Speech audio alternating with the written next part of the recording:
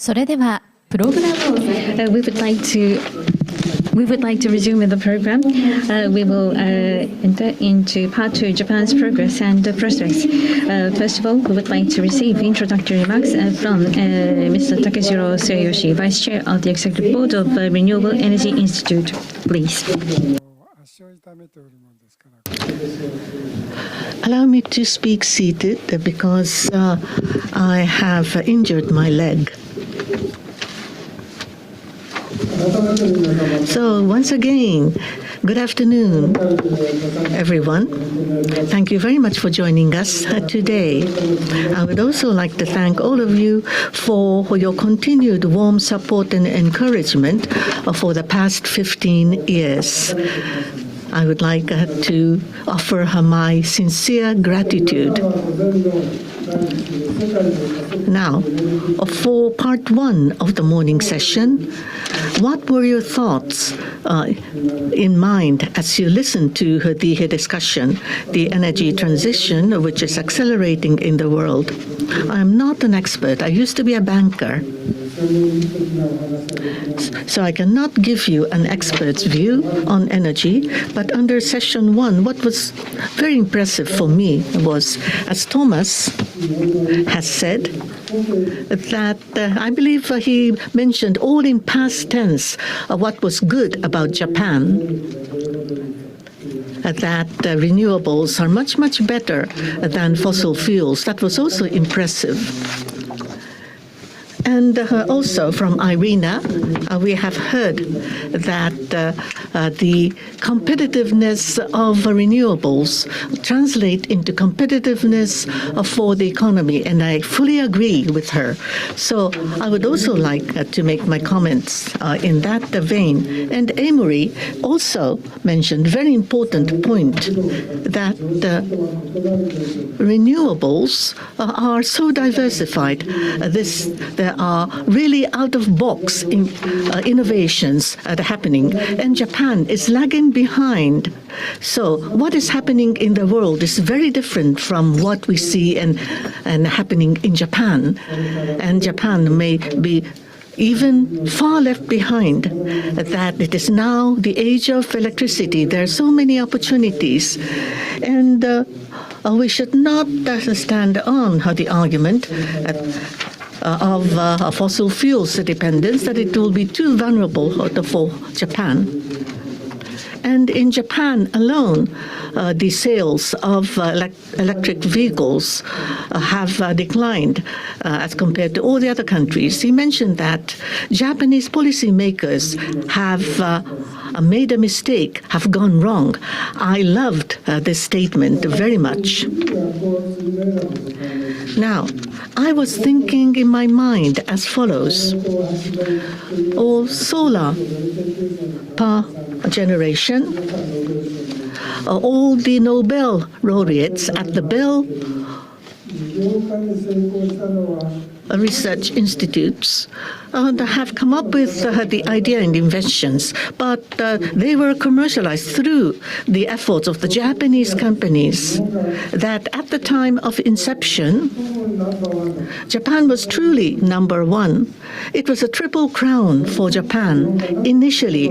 But why had Japan have lagged so behind the highly progressive groups in the world?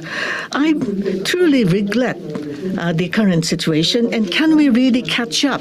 And what should we do to try to catch up with the far advanced group of countries ahead of us? Those were the things in mind as I listened to the presentations. Now, why do we actually need renewable energy? It may be an elementary question to all of you, but what do we expect of renewable energy? I'm sure you have different views and different positions, but let me share with you my own answer. Greening of the Japanese economy will be triggered and propelled by renewables.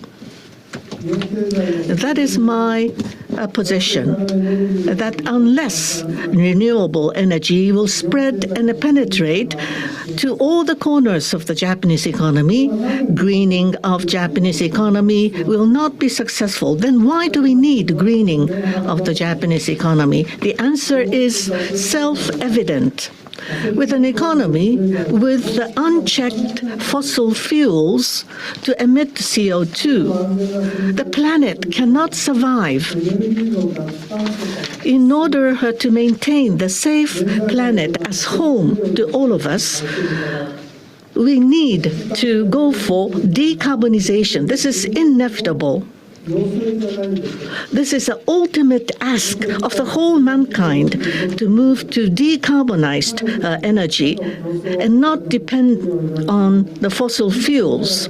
And as a consequence, the government as well as businesses in Japan should move earlier than the other countries and other businesses to certainly transition in order to compete in the 21st century international competition. As a previous banker, I believe in this. Now, there seems to be headwind blowing when it comes to climate issues. But the climate breakdown is in a critical situation. We should stay the course, even with the headwind blowing. The GDP will continue to grow, and CO2 will continue to be emitted less. So we need to go for two goals simultaneously, and that would be the decisive point for distinguishing winners and losers. In other words, greening of the economy is to go for separation or decoupling of the GDP growth and the greenhouse gas emissions. Japan used to be very proud of herself that we were a great power when it comes to environment, but reality, we fall far behind the advanced group of countries. So as one example, let me try to compare with the European Union. For 34 years, from 1990 to 2024, European Union has been able to grow GDP by 72%. And during the same time, the carbon dioxide emissions have been reduced by 35%.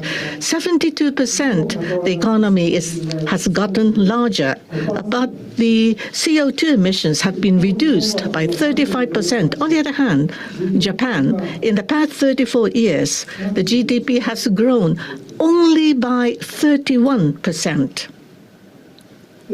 Whereas, even with the low growth, the carbon dioxide emissions being reduced only 9%. So with the GDP growth rate and the carbon dioxide reduction rate, I say that this is alligator's mouth. For European Union, it has a very widely open mouth, but Japan, the alligator, has shut the mouth close.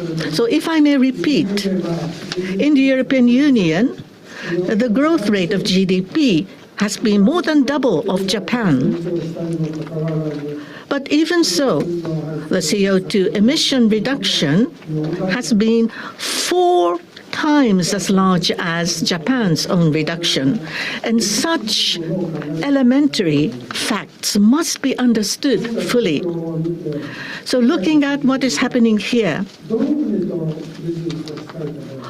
the countries of the world, with which country would they like to have a trade with? Because the European Union economy is already green, it will become greener. So they would prefer to trade with the European Union. It will be much better. On the other hand, greening is not the progress.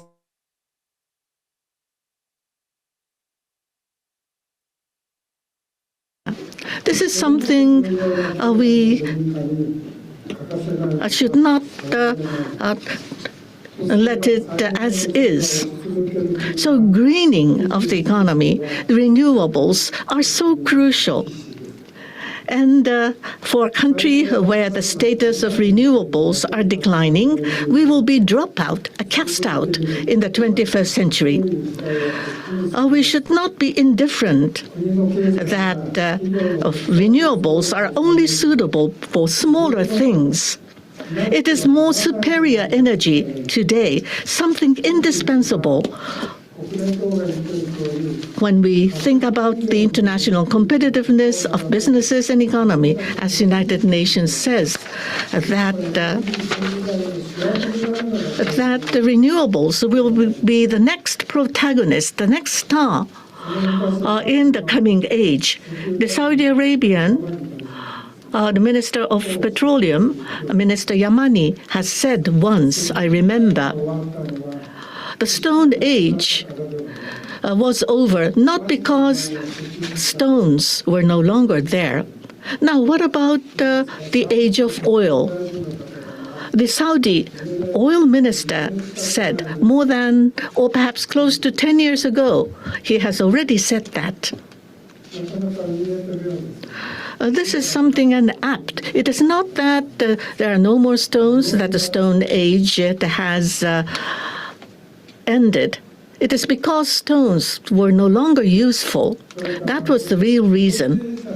Now, when we look at things from the point of view of business managers, the top management, of course, energy is something very important for the management.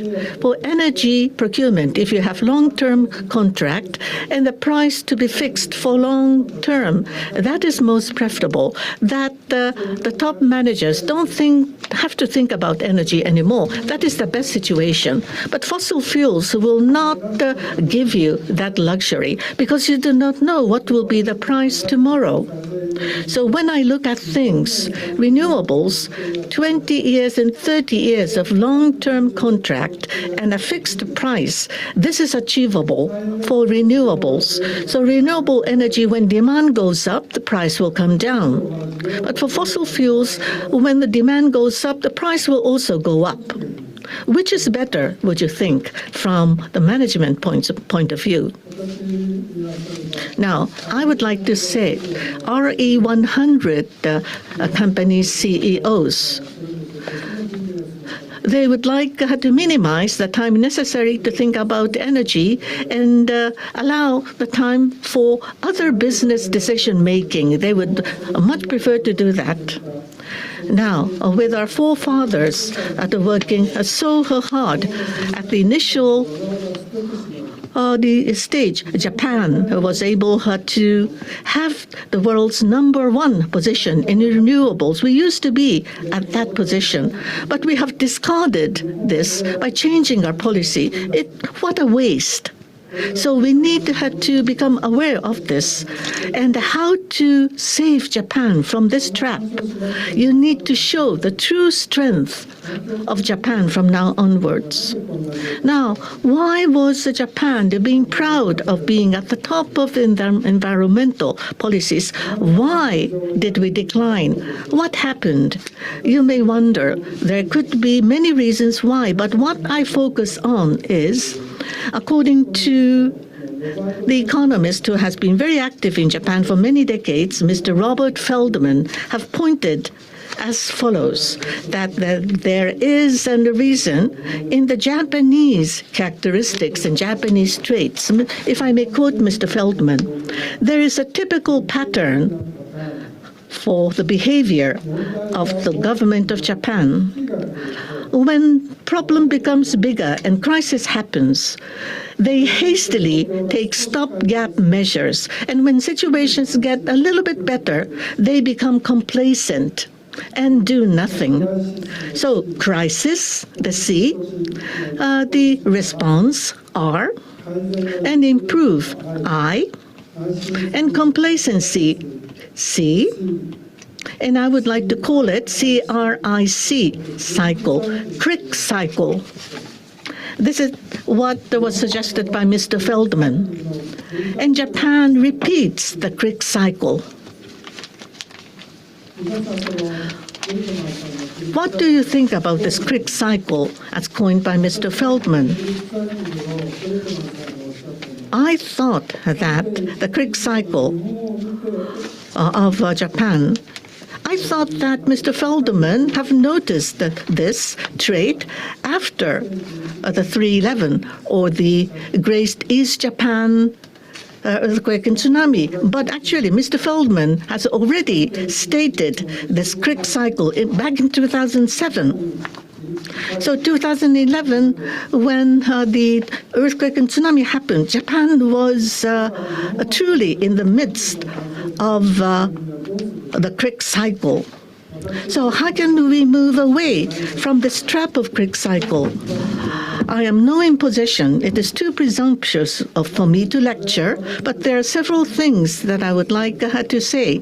It may be like spitting into the wind for me, but as a basic attitude, firstly, that we need to nurture steadfastly inside Japan the climate crisis literacy grounded on science. We need to be convinced and persuaded why decarbonization is necessary. If not, of course, the necessary measures or too strict a measure will not be accepted. This is something taken for granted. And what if we do nothing about this, we would still in the Crick cycle. And secondly, the image of the nation that Japan should aim for is sustainable society to mobilize the power of whole of Japan. So, for example, if the ministries and agencies come up with measures separately, you may be able to win a few battles, but you can never win in the war which decides the fate of the state. Even with a victory in battle will mean nothing if you can lose the war. So we need to think more about what to do in order to win in the war.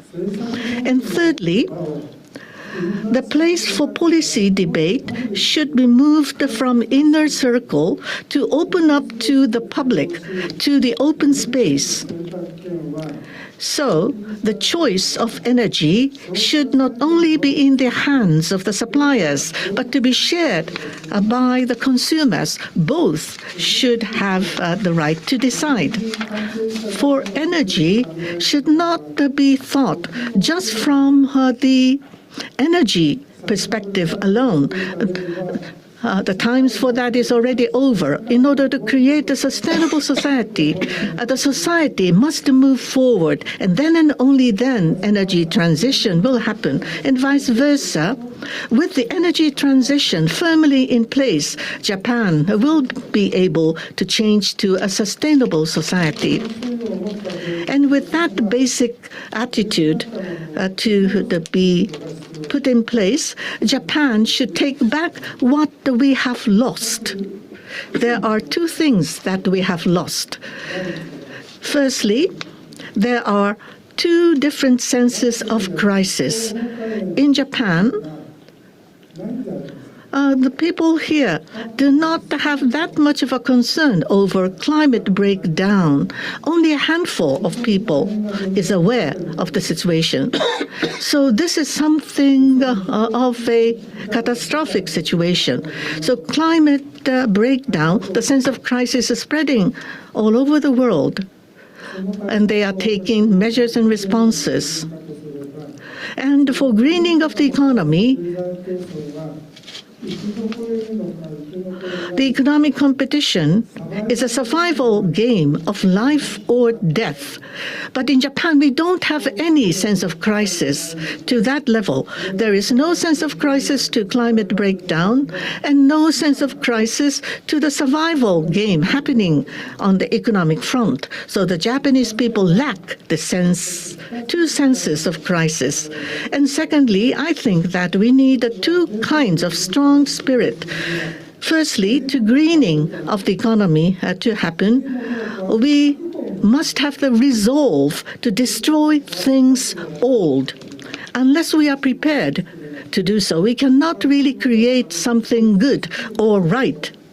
We must be resolved to create a space for new things to be adopted. But just destruction will not be enough. You need courage to create new things. So you need to have both resolve and also courage.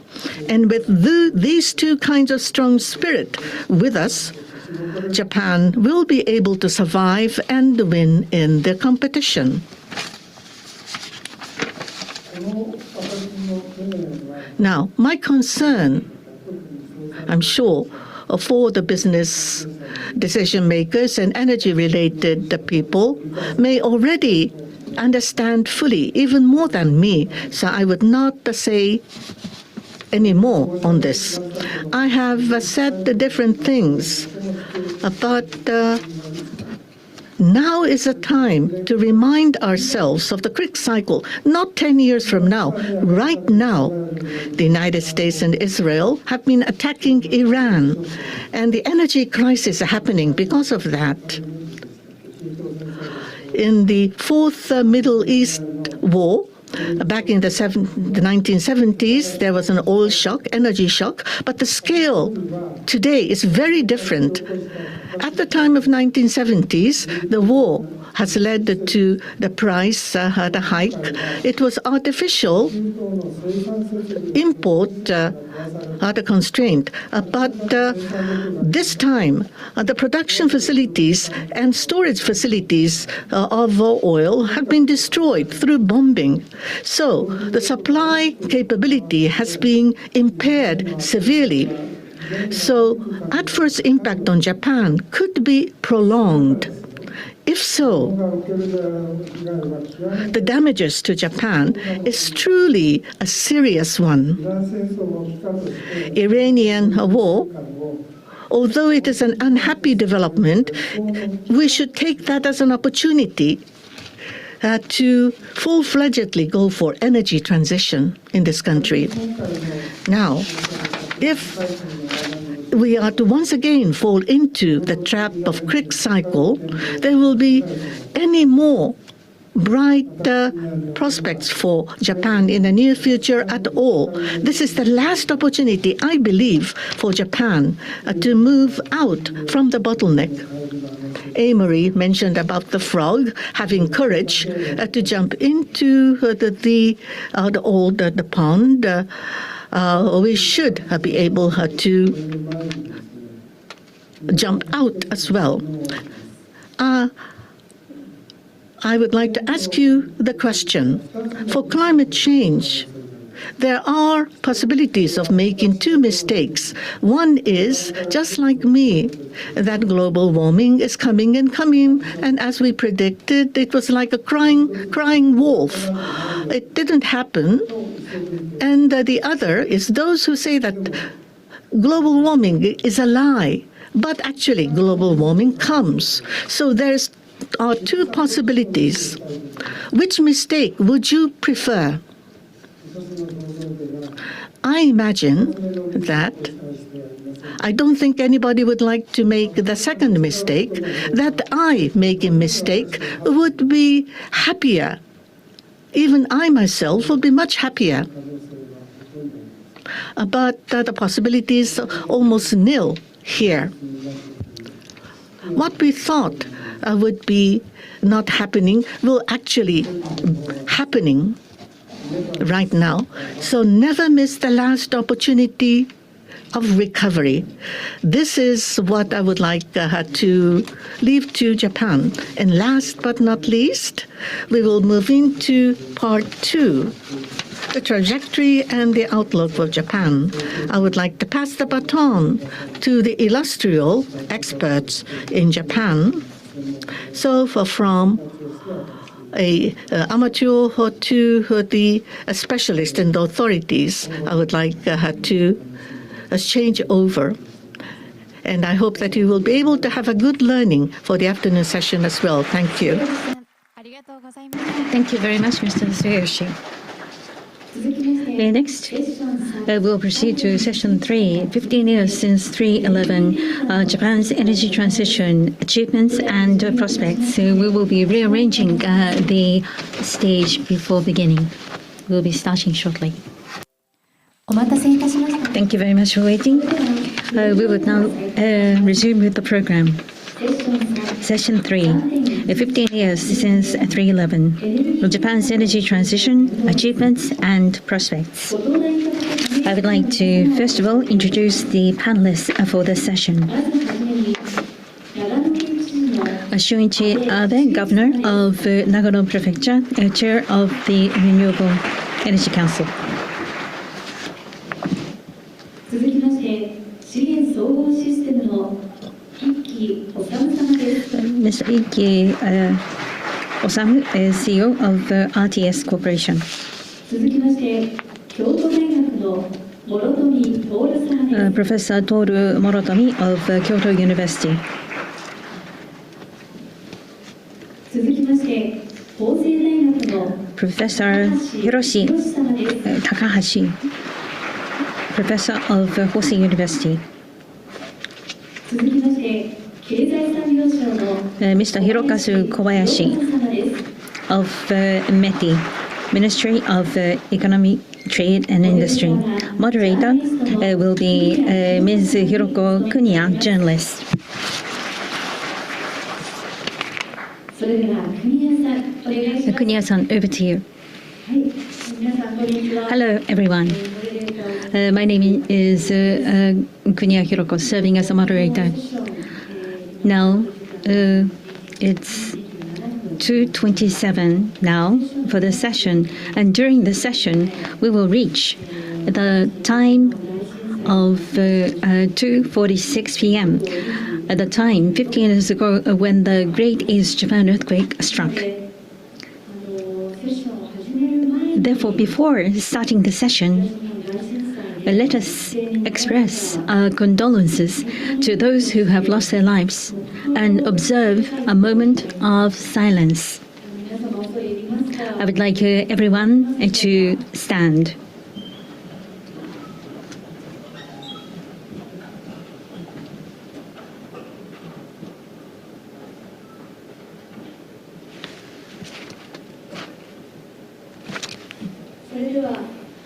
Now, a moment of silence.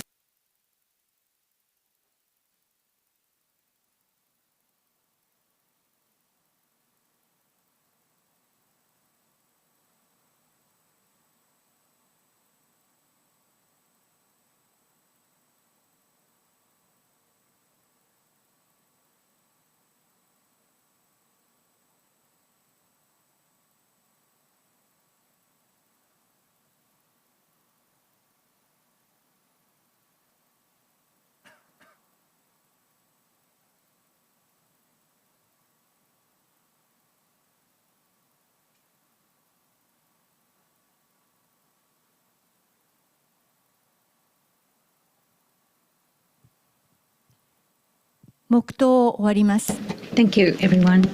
Please be seated.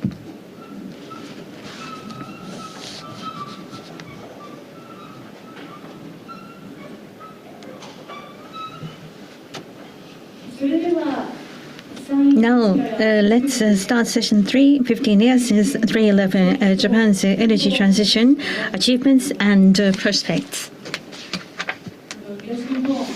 The Great East Japan earthquake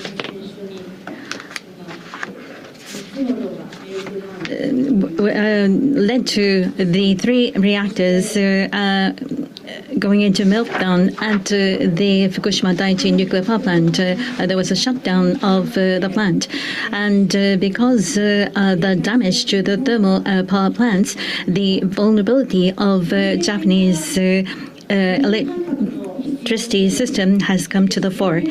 From this experience, there was a call for the power sector reform, expansion of renewable energies, and the importance of distributed energy.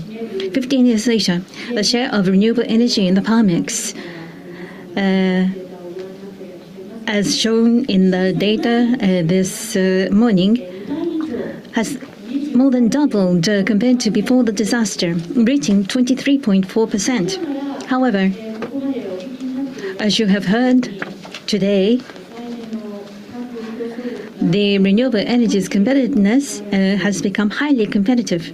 Nevertheless, in Japan, we have not seen a significant expansion of renewable energies, the phenomenon we can see overseas.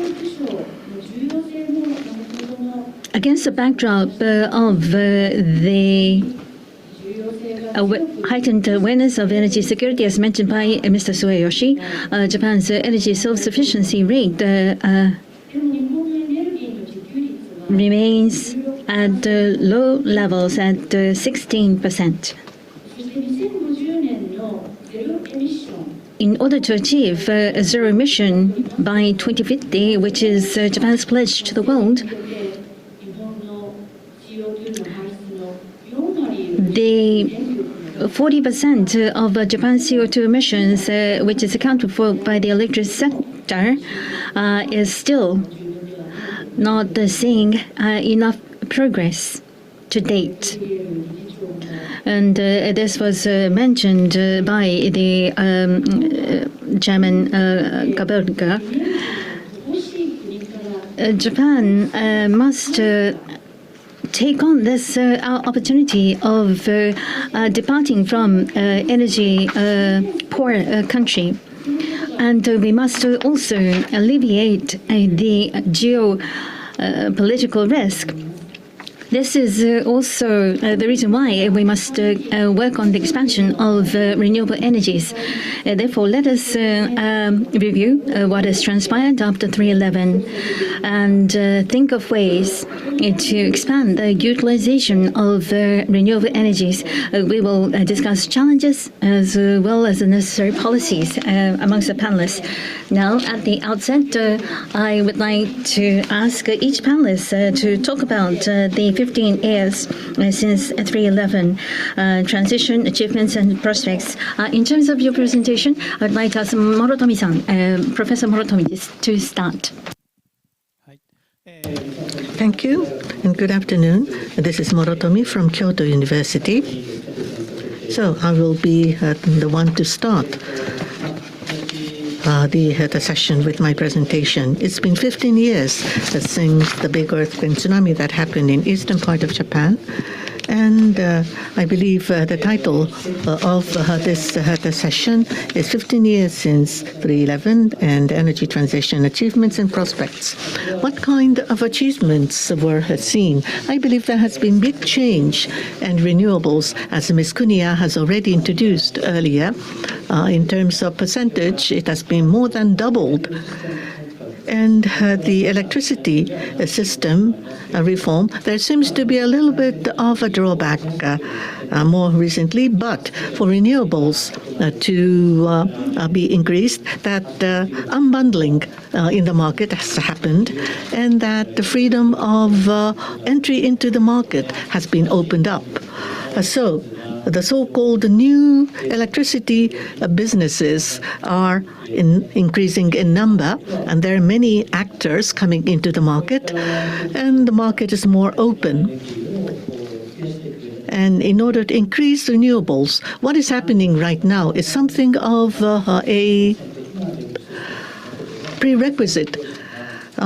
Right after the 3/11, a new entrance, it was difficult for them to come in, and FIT system was able to assure the business profitability, and this has been a major policy for Japan. And this is something that we should be proud of. On the other hand, when you look at what is happening most recently, the tailwind for renewables have already stopped. And more recently, both in and out of Japan, headwinds are blowing stronger.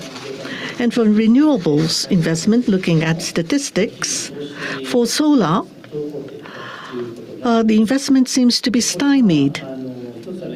And this is because, as in the case of mega solar, in many local communities, there has been stronger opposition coming from the residents that they are nuisance. And furthermore, inflation is happening. Therefore, economic viability is getting more difficult, and the war in Ukraine and war in Iran, the energy price is spiraling, and there is a risk of disruption for energy supply. So stable supply of energy is now in the forefront. So there are headwinds blowing. So how should we look for exit from the present situation? During the morning, there has been discussion in terms of a global context. And as for Japan, we also need to consider how to go for searching the exits. As Ms. Kunia has said, the districts and local led renewable projects. One of the reasons why the renewables are being hated by the local residents is because coexistence with the local community is not well thought. Public acceptance is neglected. So you need to gain the understanding of the local residents that renewable projects will bring benefits for the residents in the local community, must be seriously be communicated.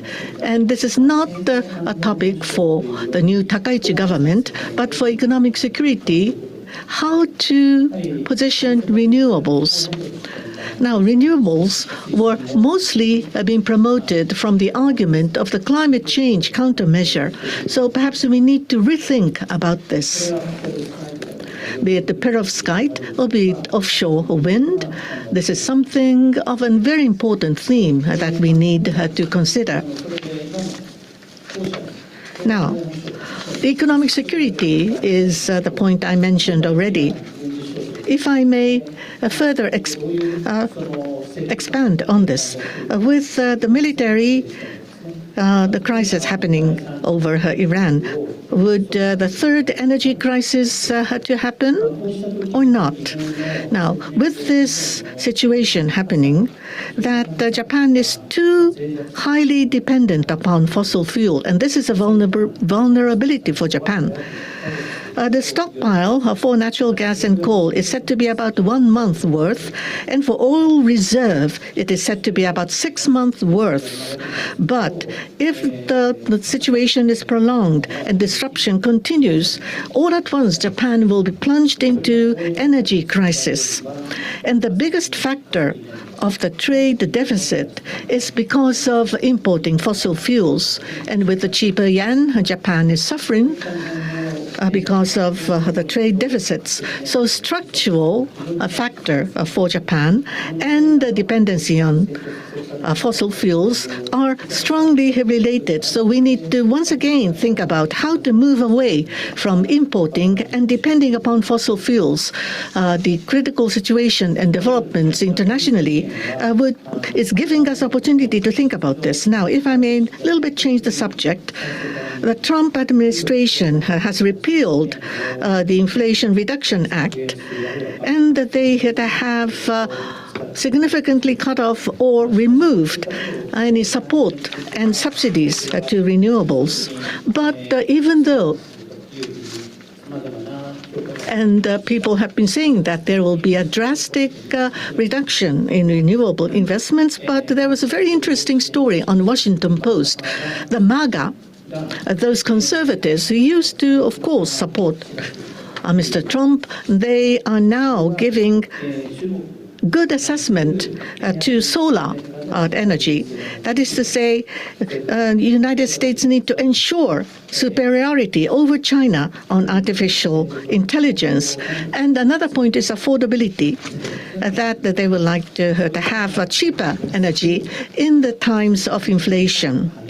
And the lead time is also shorter for renewables, so it is very speedy from the construction to the generation. So the importance of renewables have now been reassessed by the MAGA.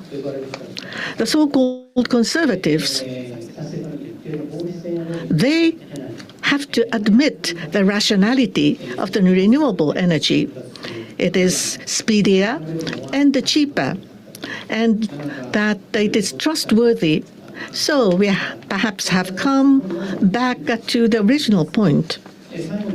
Now, the last thing that I would like to mention is thinking of all these, how once again there could be tailwind to blow after the headwind, I'm sure, because the Middle Eastern situation, energy crisis, as it deepens, renewables will once again will be pushed forth. So we need to overcome the vulnerability of supply chain for the renewables, and Japan should seriously address this issue, especially for the wind energy, from the production to the market. The supply chain is not well established yet, and that is the key point. The crisis management and the growth-led investment that the economy needs to grow, and GX seems to be focused upon by the new Takaichi government, and more recently METI and Vestas have concluded a memorandum of cooperation to have the production unit of Vestas for windmills to be placed in Japan, has been recently reported. So supply chain for the wind energy industry needs to be rebuilt from the point of view of economic security as well. So the importance of renewables, once again, not just in the light of climate change issue, but from the perspective of economic security, that it is important, needs to be understood fully. Thank you. Thank you, Professor Morotomi. Next, I would like to call upon Mr. Ikki for his presentation. Now, my name is Ikki from the Research Institute of Natural Resources and Energy. For more than 40 years, I have been working at the very front line as a consultant in the area of solar energy.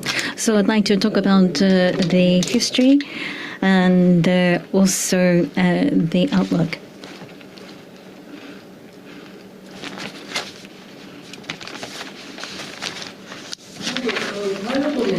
First of all, let's look at the global trends in solar power generation. This has already been covered in the morning, so I'd just like to highlight the major points.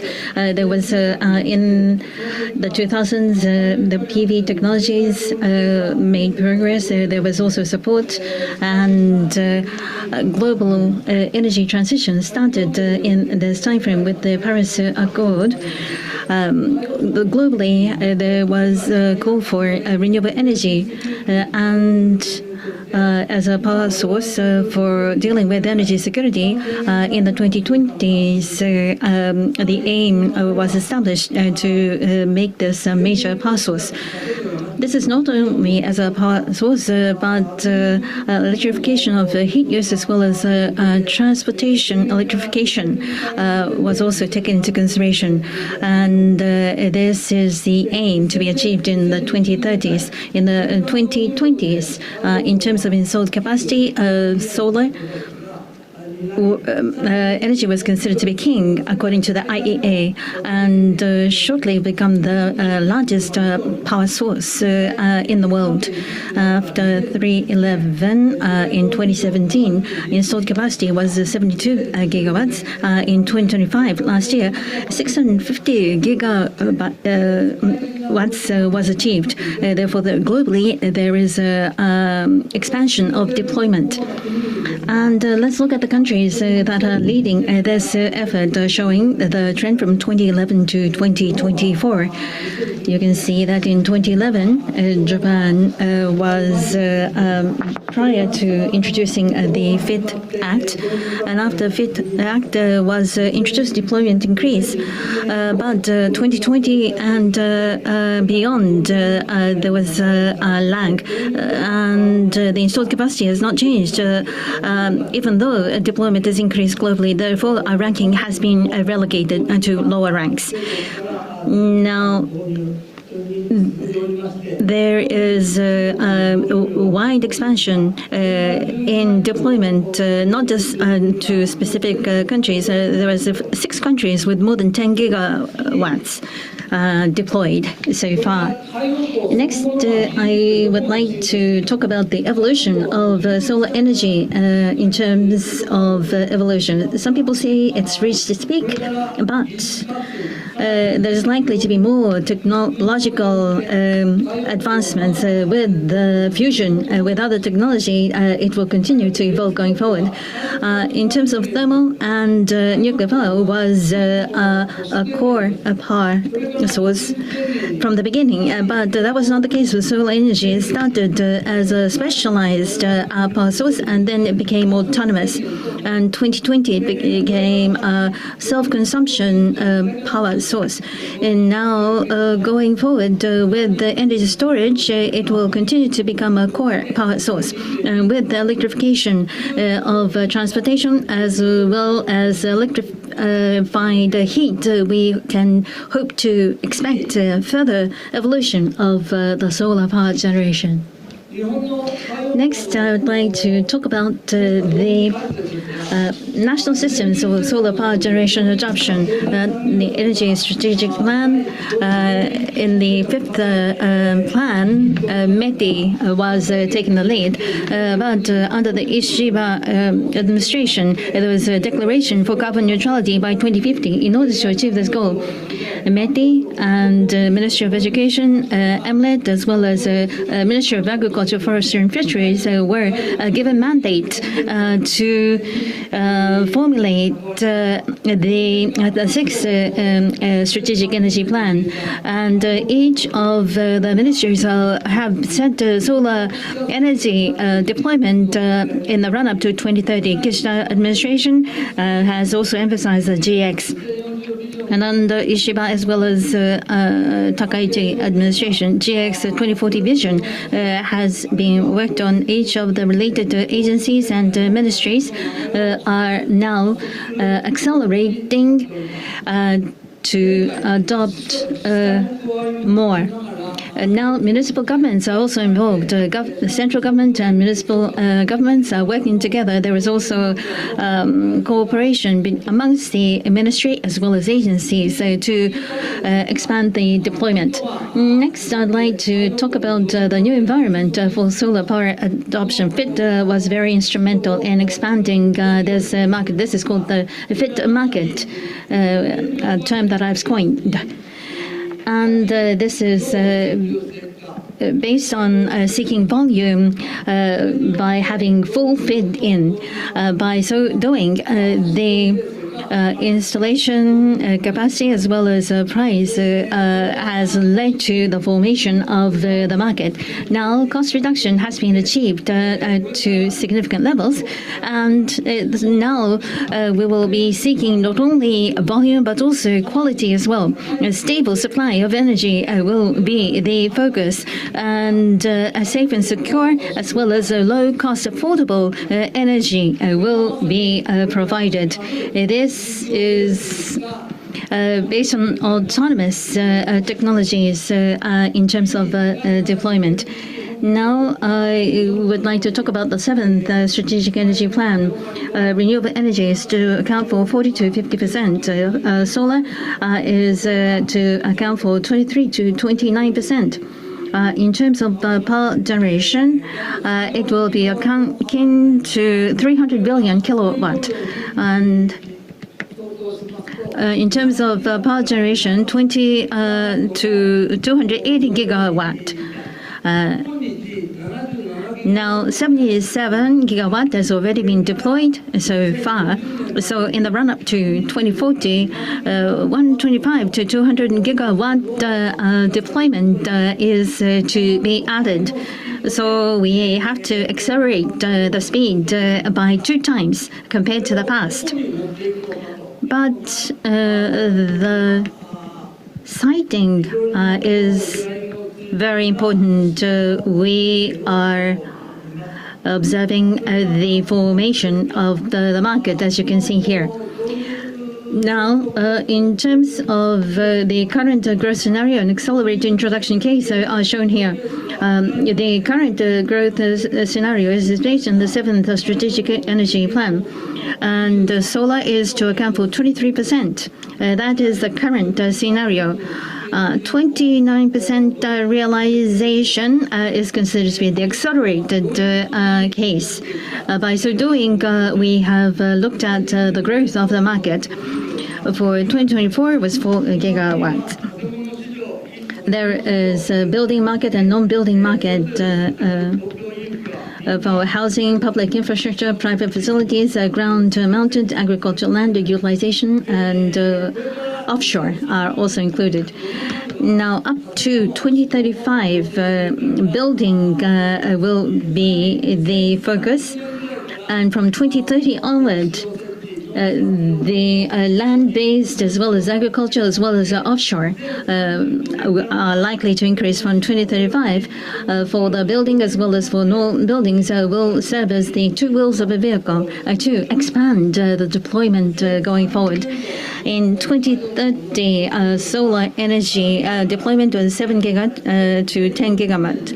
But 2040, 10 gigawatt to 20 gigawatt is the expansion that we are foreseeing. Next, let me talk about the development of the solar energy industry.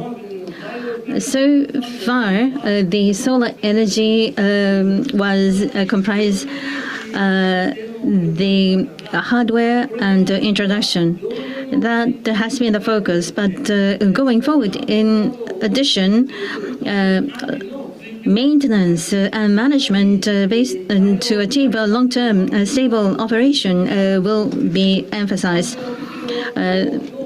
300 billion kilowatt stable supply will be of importance as well. There are three pillars in looking at the future of the solar power industry.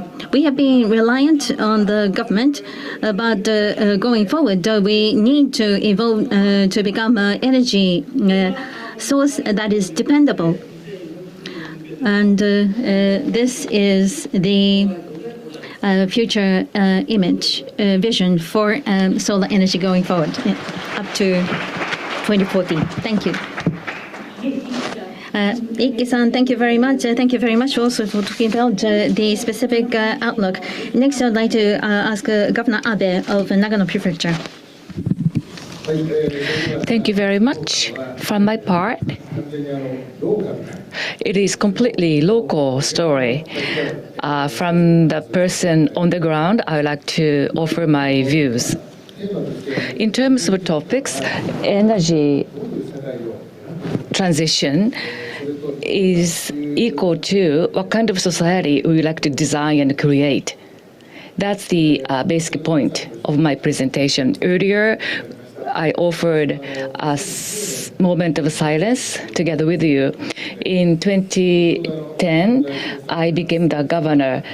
Therefore, when the Great East Japan earthquake occurred, I was able to just pass the assembly with my next year's budget. I was going back to my office, and there was a scheduled blackout, and Nagano Prefecture also hosted many Fukushima people after evacuation, and the local people together with us, we established the headquarters for supporting the victims of GEJE.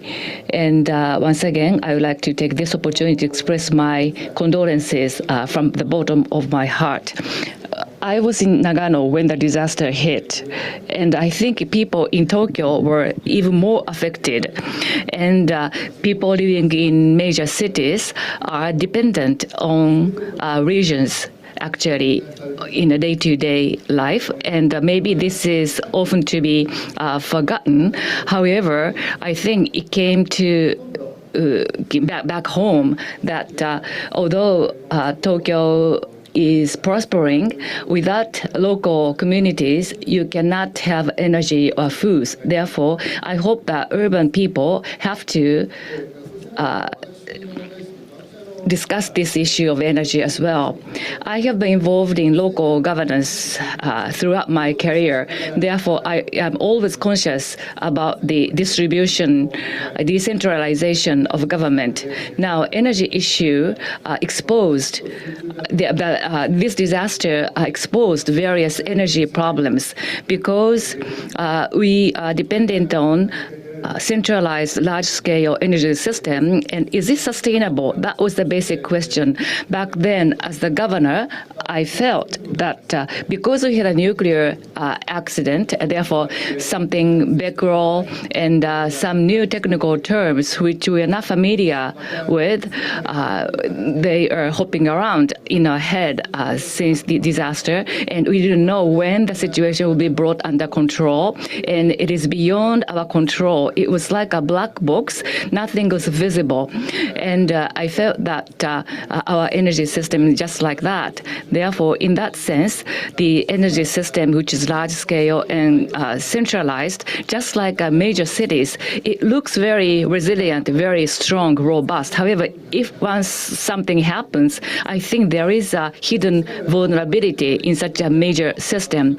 Now, looking back to the history of the humanity, I can say that every time we have energy transition, the social structure has altered completely. So energy is a very important factor that dictates the social structure. What we are being asked of now is not merely a question of energy transitions, be it solar, petroleum, wind, which energy source is good. Not that kind of question alone. We have to ask ourselves what kind of society do we want to create? I think that is a fundamental question. Now, Japanese energy policy, since we have a speaker from ANRE, so you know that S+3E principle is the major tenet of Japanese energy policy. However, from local perspective, maybe this is not enough because we talk about governance and decentralization and also democratic governance. From that perspective, black box-like energy system at the global level is something so distant from us. And also, people like us in Nagano Prefecture, when we consider Nagano city and towns, and the autonomy of cities and towns is very important. Therefore, when we consider that, the major mega energy system is not akin to our local reality. Therefore, within the big framework of a kind of society we want, we should discuss energy policy. I think that perspective is extremely important. Nagano Prefecture, energy policy and decarbonization, the major trigger is that Typhoon Hagibis in 2019, Chikuma River collapsed, and also the depot of Shinkansen trains were underwater. People remember that. We don't want to have the repetition of such disasters. Therefore, we are the first prefecture to declare climate energy emergency declaration. And this was supported in the assembly across the parties. That was a consensus, and we started our efforts to decarbonize and introducing renewables and zero carbon strategy, renewable energy introduction, and also Nagano Prefecture is number 2 in terms of the residential solar power adoption. And this plastic bottle water is produced by Nagano Prefecture's Corporate Affairs Bureau, which is producing water and also other business. So Nagano Prefecture has been gaining a lot of money through hydro power, and renewable energy is also making a lot of contribution to society through our office. RE100 is we are promoting, and also Corporate Affairs Bureau of the prefectural government is providing renewable energy. We are providing support to companies which would like to go global. And also we have this bureau's power plants that is used for demonstration of emergency microgrids. We are conducting a demonstration test, and also we have abundance of woody biomass that is used for power production as well, and that is spreading now. And forestry, which is a local industry, can be much helped by biomass industry as well. And therefore, also citizens' level effort is rising as well. For instance, utilization of hydrogen is promoted by citizens, and also currently we have prefecture assembly in sitting ahead of the national government. We are introducing the mandatory installation of renewable energy equipment for buildings with more than 300 square meters of floor space, and also ZEH standard will be applied to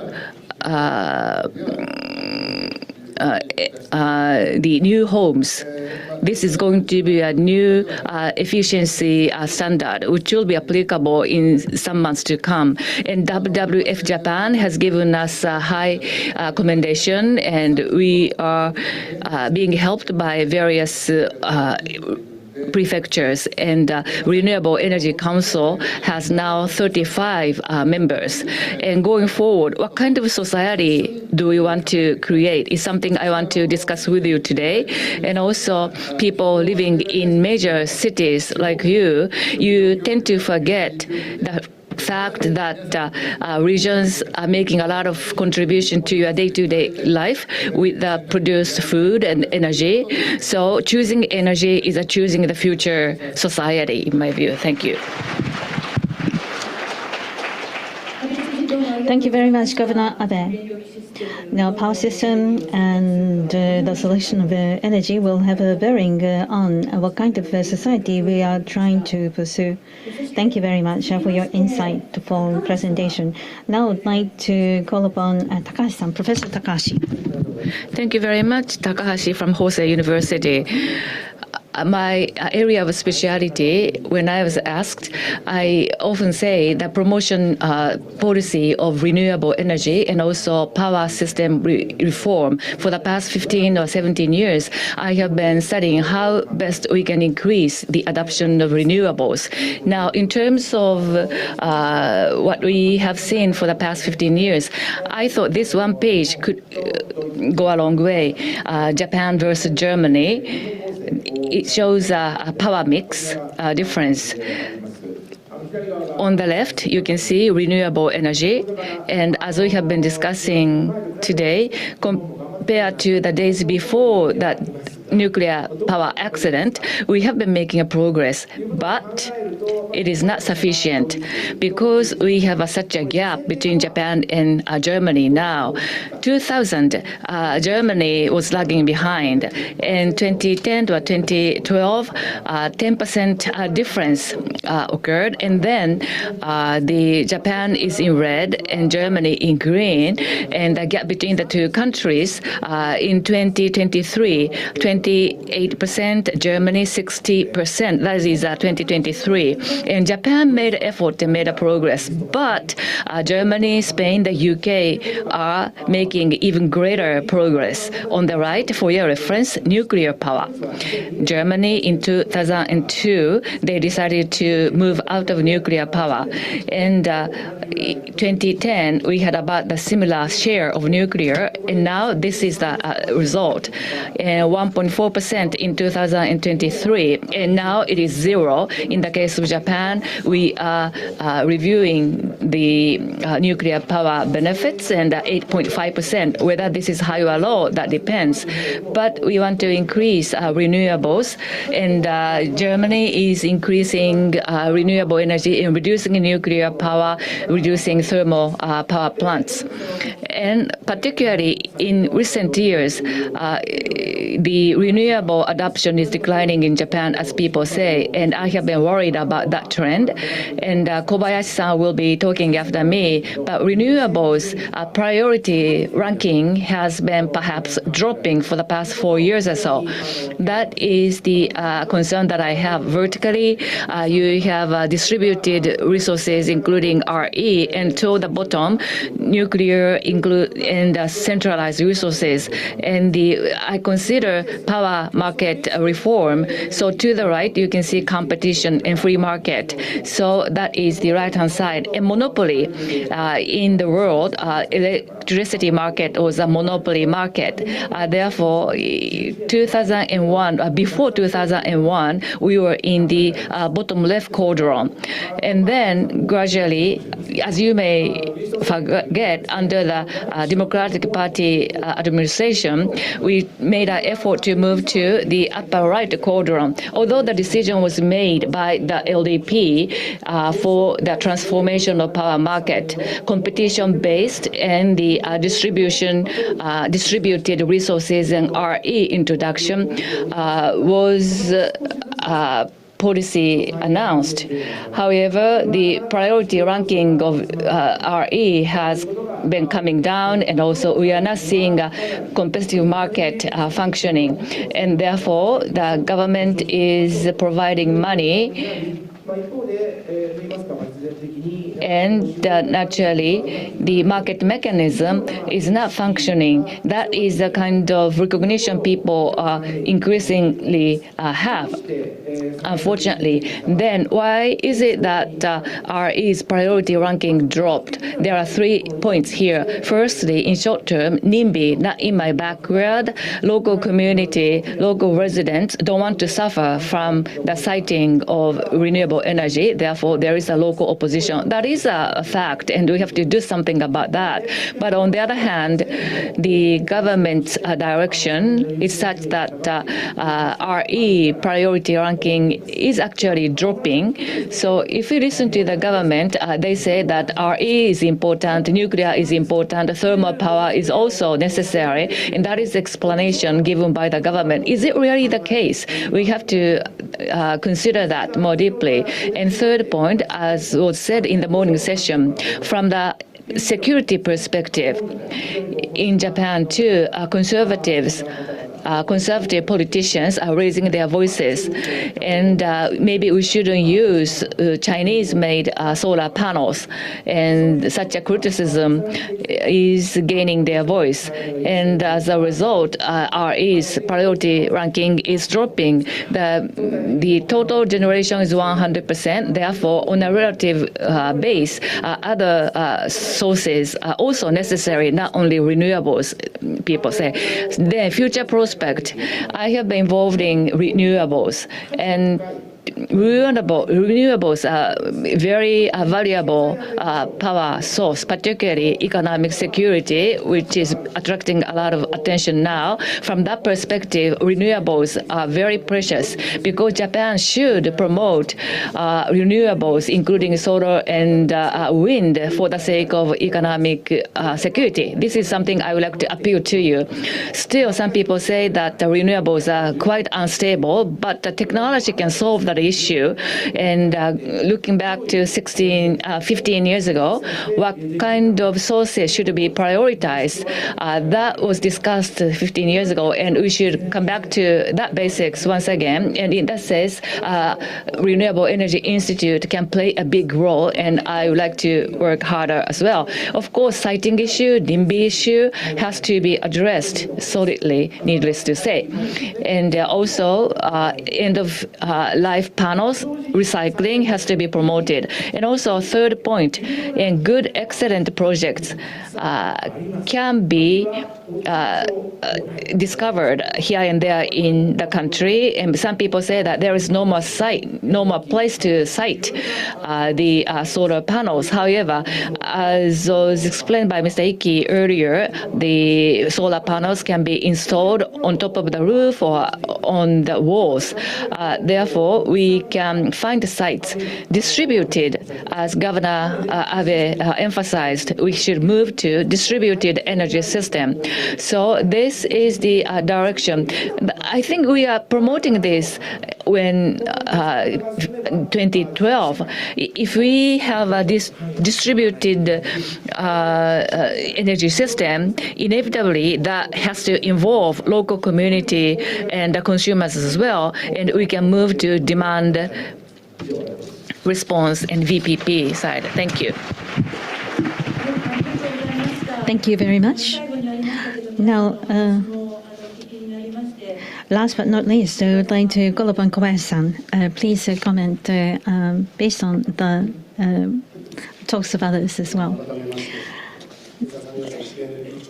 My name is Kobayashi of the Ministry of Economic Trade and Industry, Director General.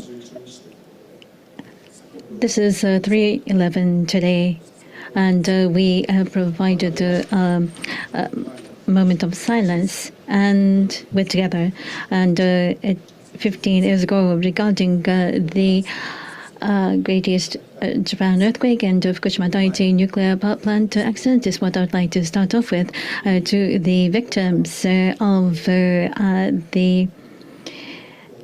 3/11, I would like to express my heartfelt condolences.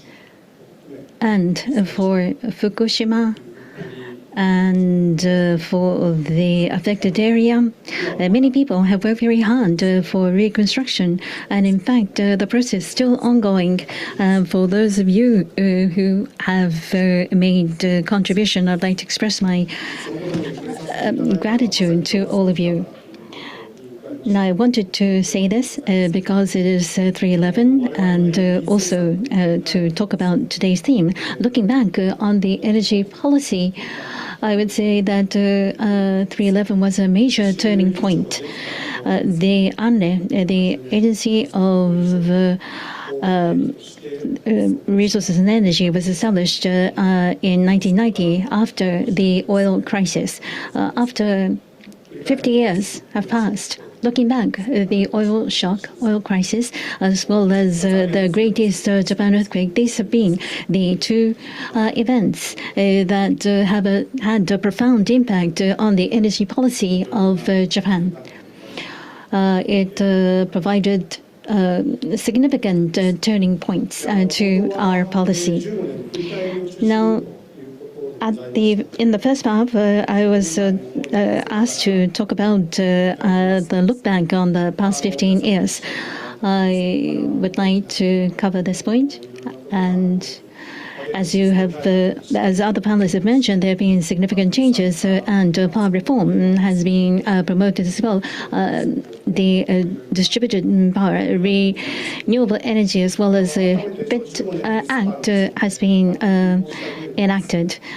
Over the past 15 years, there is something that has not changed, and also things that have indeed changed. Let me highlight 2 points in that regard. First is regarding S+3. This was mentioned by Governor Abe. He said that this will not suffice. Social society are what is lacking. A social perspective is indeed very important. I agree with what you have said in talking about energy. 3E framework was important even prior to the oil shock. This was a universal framework, and after the Great East Japan earthquake, on the part of ANRE, our agency, we emphasize safety. First and foremost, that is the reason why this S+3 has been emphasized. The importance of this framework for Japan as well as globally, there have been no change in the importance thereof. Furthermore, regarding the 3Es, they must all bring to bear synergies as an ideal, and the green transformation has been promoted by us. GX is aiming to bring to bear synergies, but unfortunately it is considered to be a trilemma. In each of the elements, there are trade-offs. And how to overcome these trade-offs will be of utmost importance for countries all over the world, inclusive of Japan. This is a fundamental challenge besetting us all. And there's been no change in the importance thereof over the past 15 years. In that regard, 3S is essential, and out of the three, I would like to talk about the prioritization as well as the interest of society over the past 15 years. I would say that on a year-by-year basis, there have been changes. This is not my personal perspective. I think this is a prevailing view in society, as well as the evaluation from the market is expressing this. In 2011 and on beyond, the Paris Agreement has come into force, and on the part of Japan, net zero was the commitment that we made as a country, and NDC was also announced accordingly. In the long perspective, energy policy is based on decarbonization over the past 15 years. And this itself is something we are emphasizing. But looking at the recent several years, Russia has made aggressions into Ukraine. And currently, there is also a conflict that is occurring in Middle East. Rising tensions are seen in the Middle East. Again, energy security is increasingly having a large impact globally. This was mentioned in the morning session. And there was discussion on the European renewable energy policy as well as energy policy. Green has been emphasized by Europe, but now energy security is also emphasized, as well as economy. Economic efficiency are increasingly becoming a real challenge, increasingly. Compared to 15 years ago, and there is a significant focus on these areas. Framework has not changed, but the interest from the point of view of the market is changing. The gravity thereof is undergoing change. Now, against this backdrop, I want to close by mentioning the following. In February of last year, as you should know, the strategic economy, the energy plan has been decided by cabinet decision, and 3Es plus the 3E and plus S will be implemented simultaneously. Together, it has been presented together with the green transformation. I would like to highlight 2 points. In terms of the power demand will continue to increase. Even though the population is declining, it is poised to increase. Looking at the economic activities today, it is of utmost importance, especially decarbonized power source must be provided sufficiently. This will have a significant bearing. And as measures to enable this process, renewable energy and nuclear power are emphasized. This is based on the available technologies. These are the two major decarbonization power sources. This is not a dichotomy. It is not one or the other. We must utilize both in the maximum way, because if it were, it is we should avoid being dependent on a single power source, rather have a balanced approach in terms of the energy mix. Regarding renewable energy, I would also like to mention the prioritization that was also mentioned today. Now, renewable energy to become a core power source is a goal that we are emphasizing after the cabinet decision was made that we have been focused on achieving this goal. We have continued to do so. And in the past 15 years, it has increased 2 times. The potential of each country must be realized. In that regard, there is no other industrialized nation going beyond what Japan has achieved in the past 15 years. So far, a maximum acceleration has been made. But going forward, in the 15 years going forward, it may not be on a similar straight line, linear pace, because there are many challenges, and I think the challenges will be discussed in the second half, so I shall pause here. Thank you.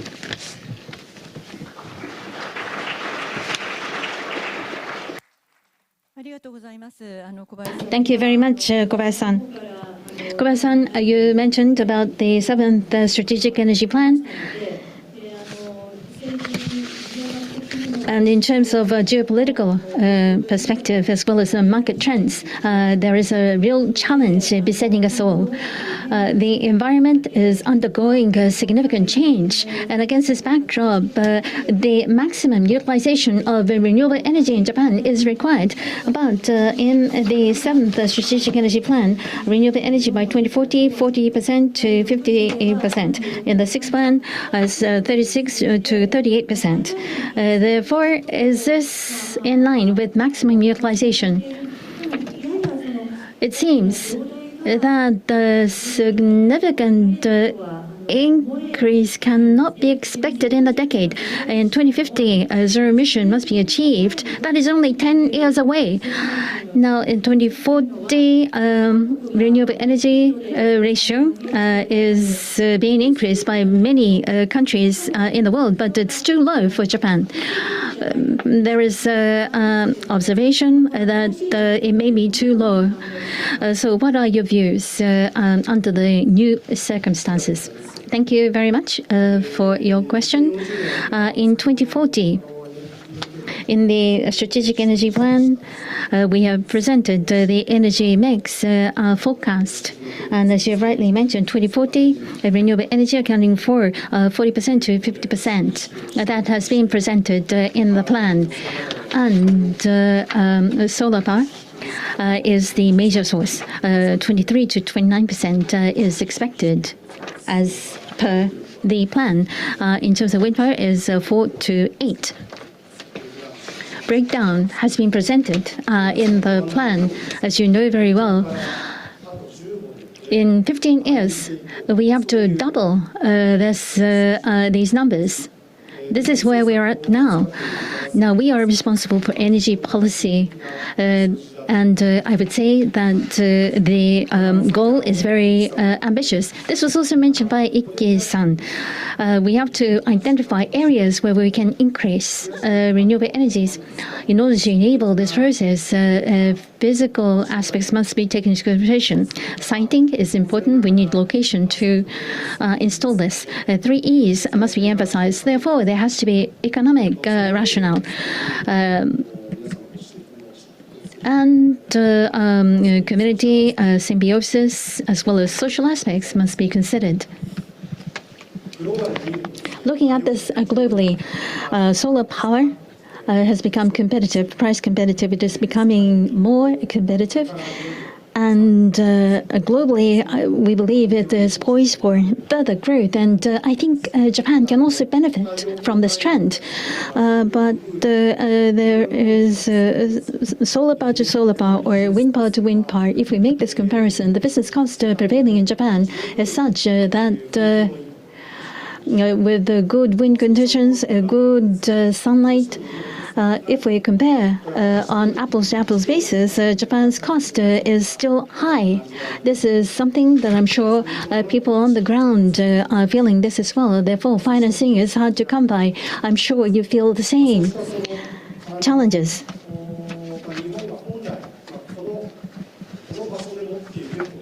The potential Japan has is a handicap that can be overcome by industrial power as well as technology. But in the coming 15 years, how much we can cooperate amongst the industry, academia, and government to achieve this goal. The level that we're aiming for is considered to be very ambitious, but practitioners, as well as from a researcher's point of view, I'm sure you agree with this. As already mentioned, from 2020 and onward, renewable energy growth is slowing down. Takahashi-san also mentioned this. You have given several reasons. From 2023 to 2024, if we look at the growth during this period, it's only 1% increase in terms of power generation capacity. This is a significant concern for us. Morotomi-san, from your point of view, why do you think Japan is slowing down? Why is growth so small?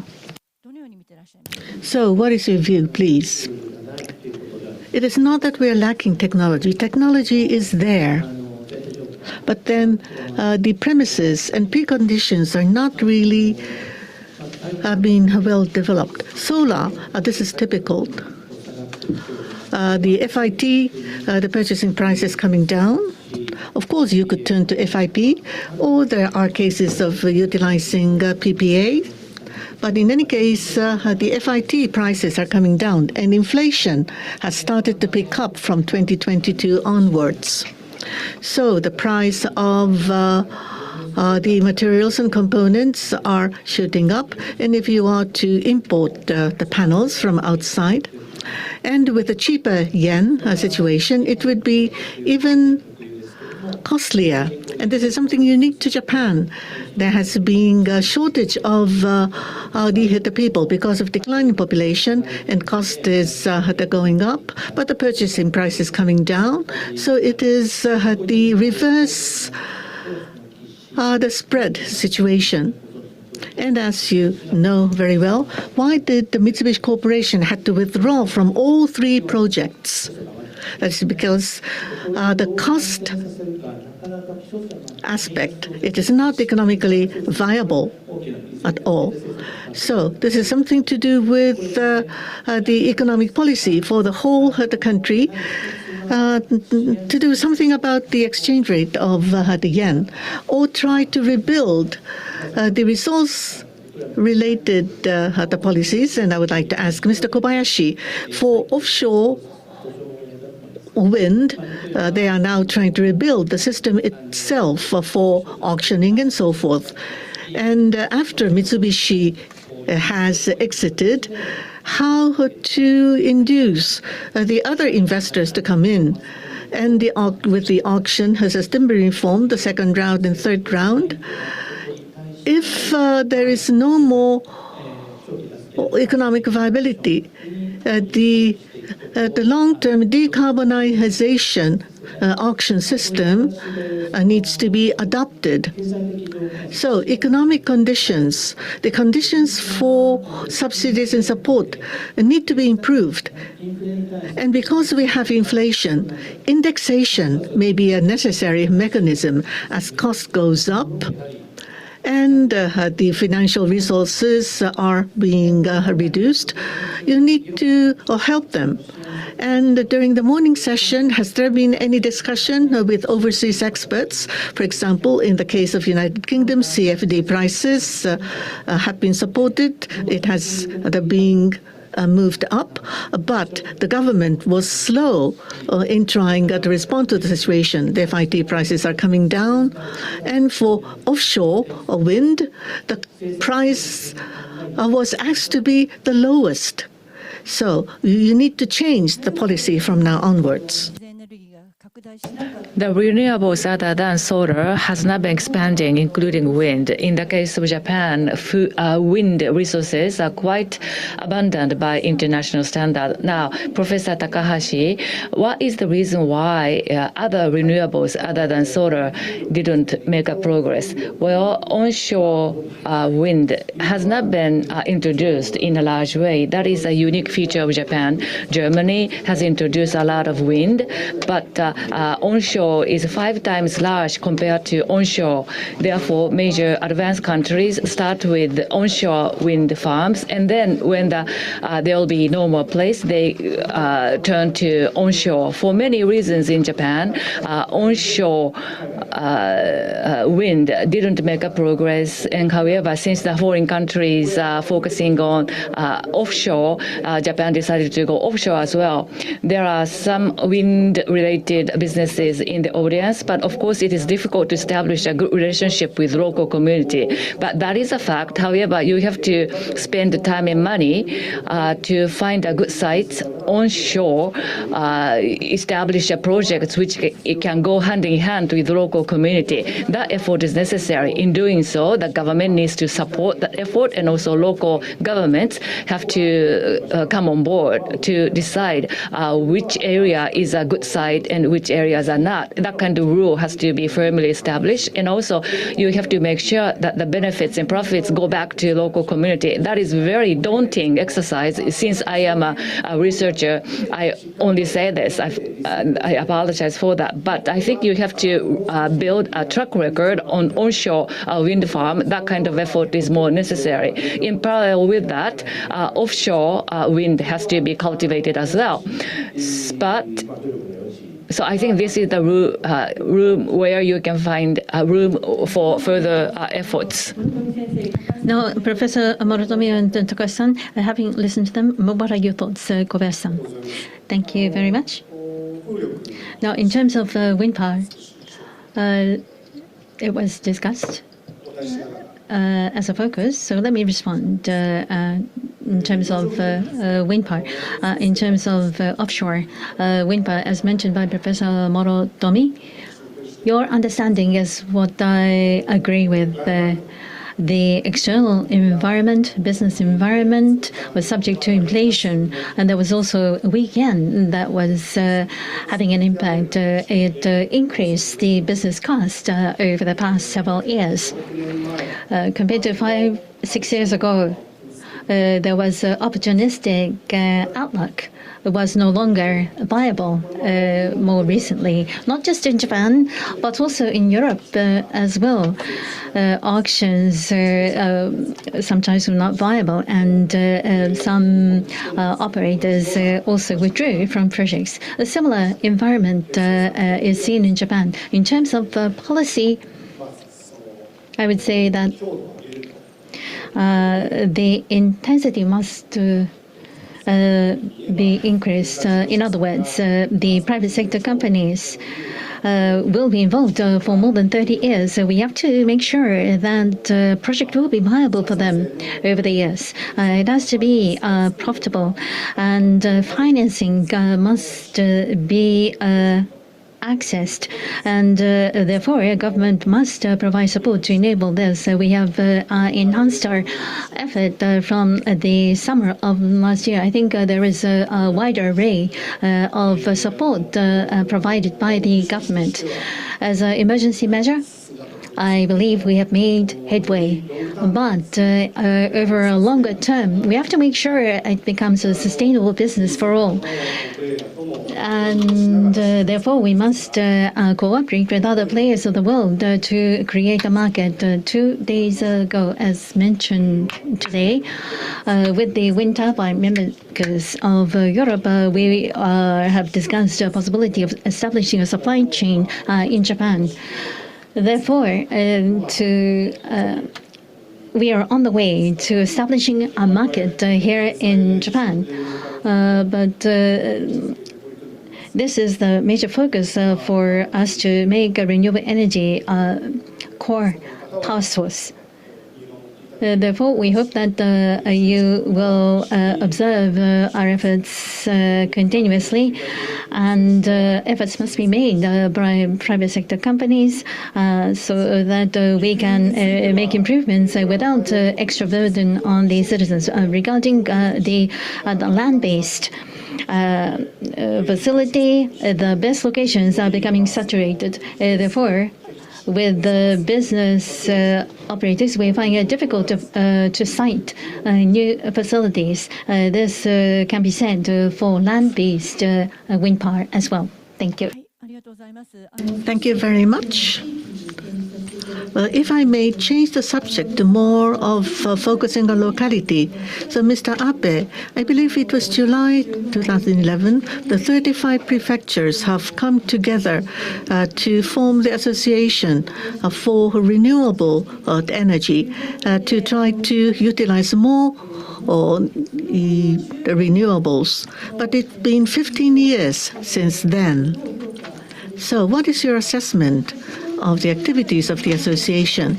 In your presentation, you mentioned about the success case of Nagano Prefecture, but on the whole, in the locality, the renewable energy had to be expanded and penetrated. What is the progress so far, and what are the challenges, please? Yes, as I have already mentioned, the Renewable Energy Association, there are 35 prefectures participating, and all the governors do have the exchange of views from time to time. And of course, we have come up with many recommendations, and there have been major improvements. The recommendations are given to the national government. So I believe having the association established and certain results have been achieved. But when it comes to energy issue, and from a local government perspective, I keenly feel that it's been 85 years since the ending of the World War II. The system in Japan in many areas need to be reviewed and to be rebuilt, and not just energy, but also in education and otherwise. We need to think about relationship between the national government and local governments. Mr. Kobayashi, I have sympathy with you because you have had to have the communication with all sorts of different parties.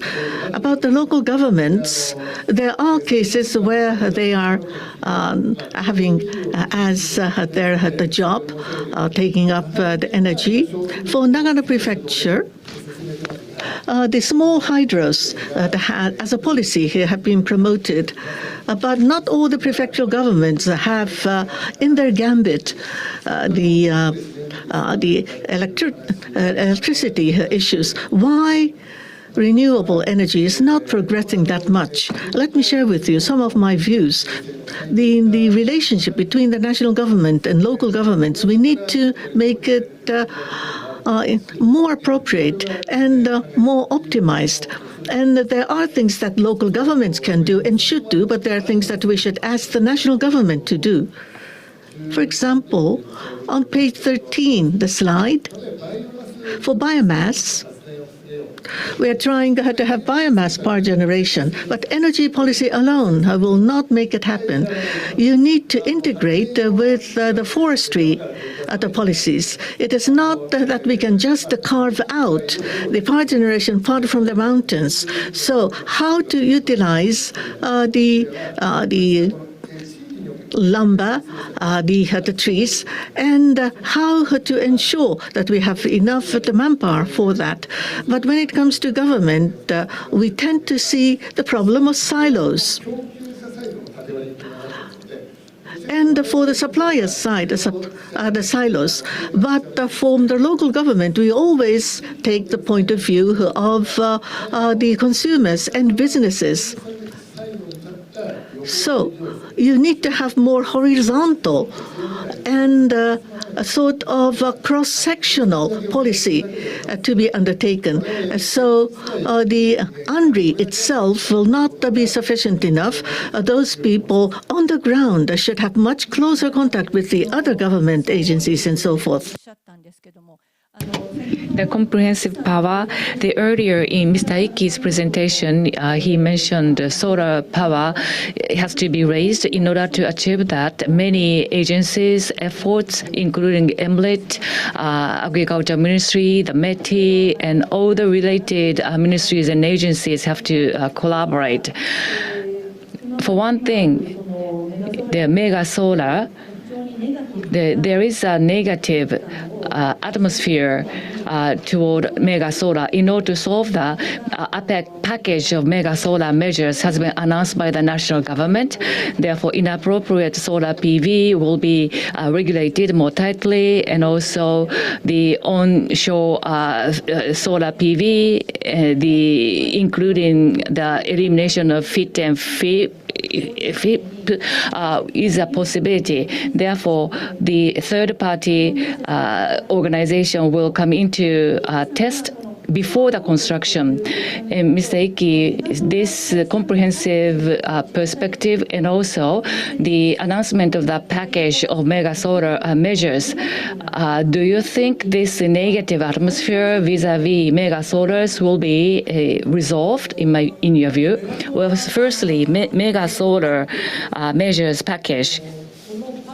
This package, the substance of that package is such that to good projects, there will be support to expand the projects. However, inappropriate projects will be cracked down. This is a package. This is one set. However, according to the media, the cracking down or the lack of the support is only emphasized by the media in the package. However, the package also tried to promote the good projects. That is a key point. That is important aspect of this package. A limited number of people are involved in inappropriate projects. However, majority of people are promoting good, excellent solar projects. Therefore, the legal restriction and regulation to be strengthened for unsuitable projects, and as a result, the healthy, sound projects will be developed thanks to conducive environment. This is the gist of this package. And furthermore, excessive regulation, over-regulation is a possibility, but that has to be avoided at all costs. Therefore, the conversation, dialogue with the business operators will be important. Takashi-san, you said that renewable energy had been relegated to a lower priority. What do you think about the mega solar countermeasure package? Do you think it is going to reduce the priority of renewable energies going forward? I agree with what Ikki-san has just mentioned. The individual package measures are such that nothing unreasonable is included because what should be regulated must be regulated. And Akazawa-san, the minister, made the statement at a press conference in December. Although there is no lower prioritization of renewable energy. So he said that he will regulate inappropriate projects but promote more better projects. But it is the prevailing view of society.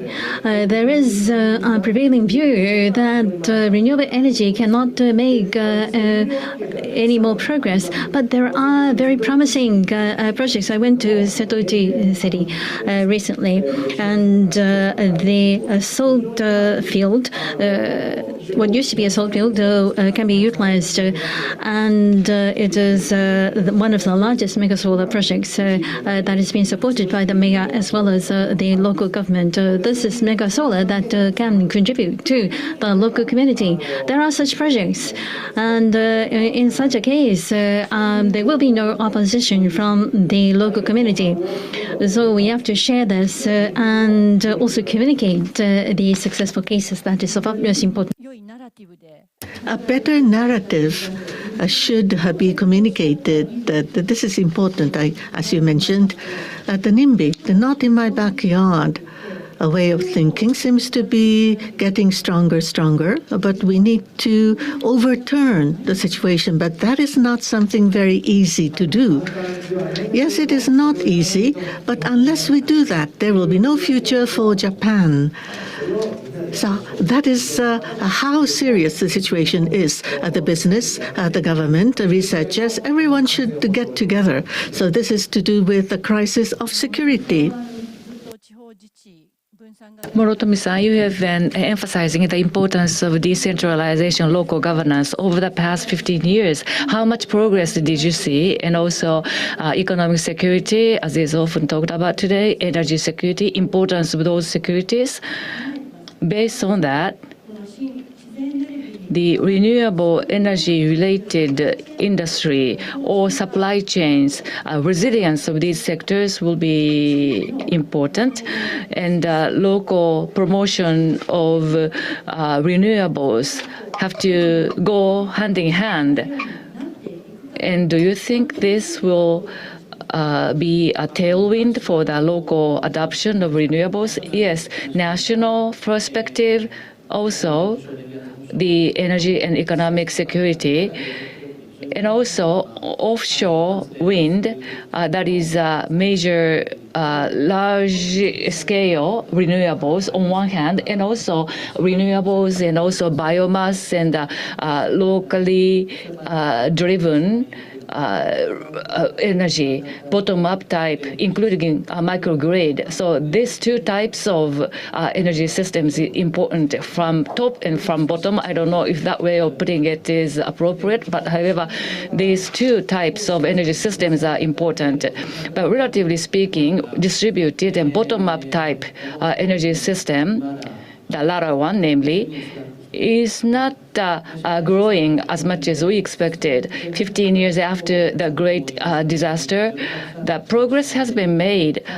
The new power companies locally, and also there is a support from the decarbonization leading areas, and there are many assistant menu. However, the distributed system is not yet flowering. So in promoting that, the package of measures that was mentioned earlier, at least there should be rules to suppress negative aspects of projects in order to promote collaboration with local community. But that is important. But at the same time, the local residents have to take the lead to enjoy the fruit of these projects. That kind of project building is important. Hida Takayama is one example. And my graduate school student is supporting Hida Takayama project. In each village, the citizens, villagers participate to create a company for micro hydro, and also they take company shares. That means they have a decision-making power. But at the other side, they have a liability as well. So, however, this is a strong ownership. And if this works well, the participating citizens can get economic profits as well. Therefore, they can take ownership of these products. So the level of understanding and will rise very much. I hope that this kind of projects will take place in various parts of the country.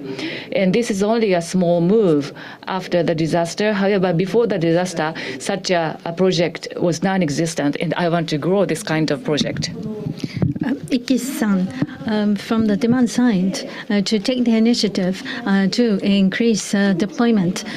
This was mentioned by Morotomi-san, and this is how do you position this in terms of renewable energies going forward?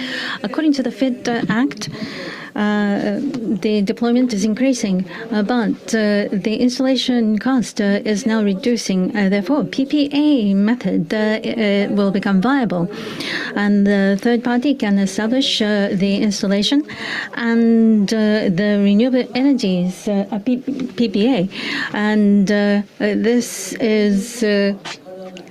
this will not incur the deployment cost because it is third party, and there is no risk of increase in prices.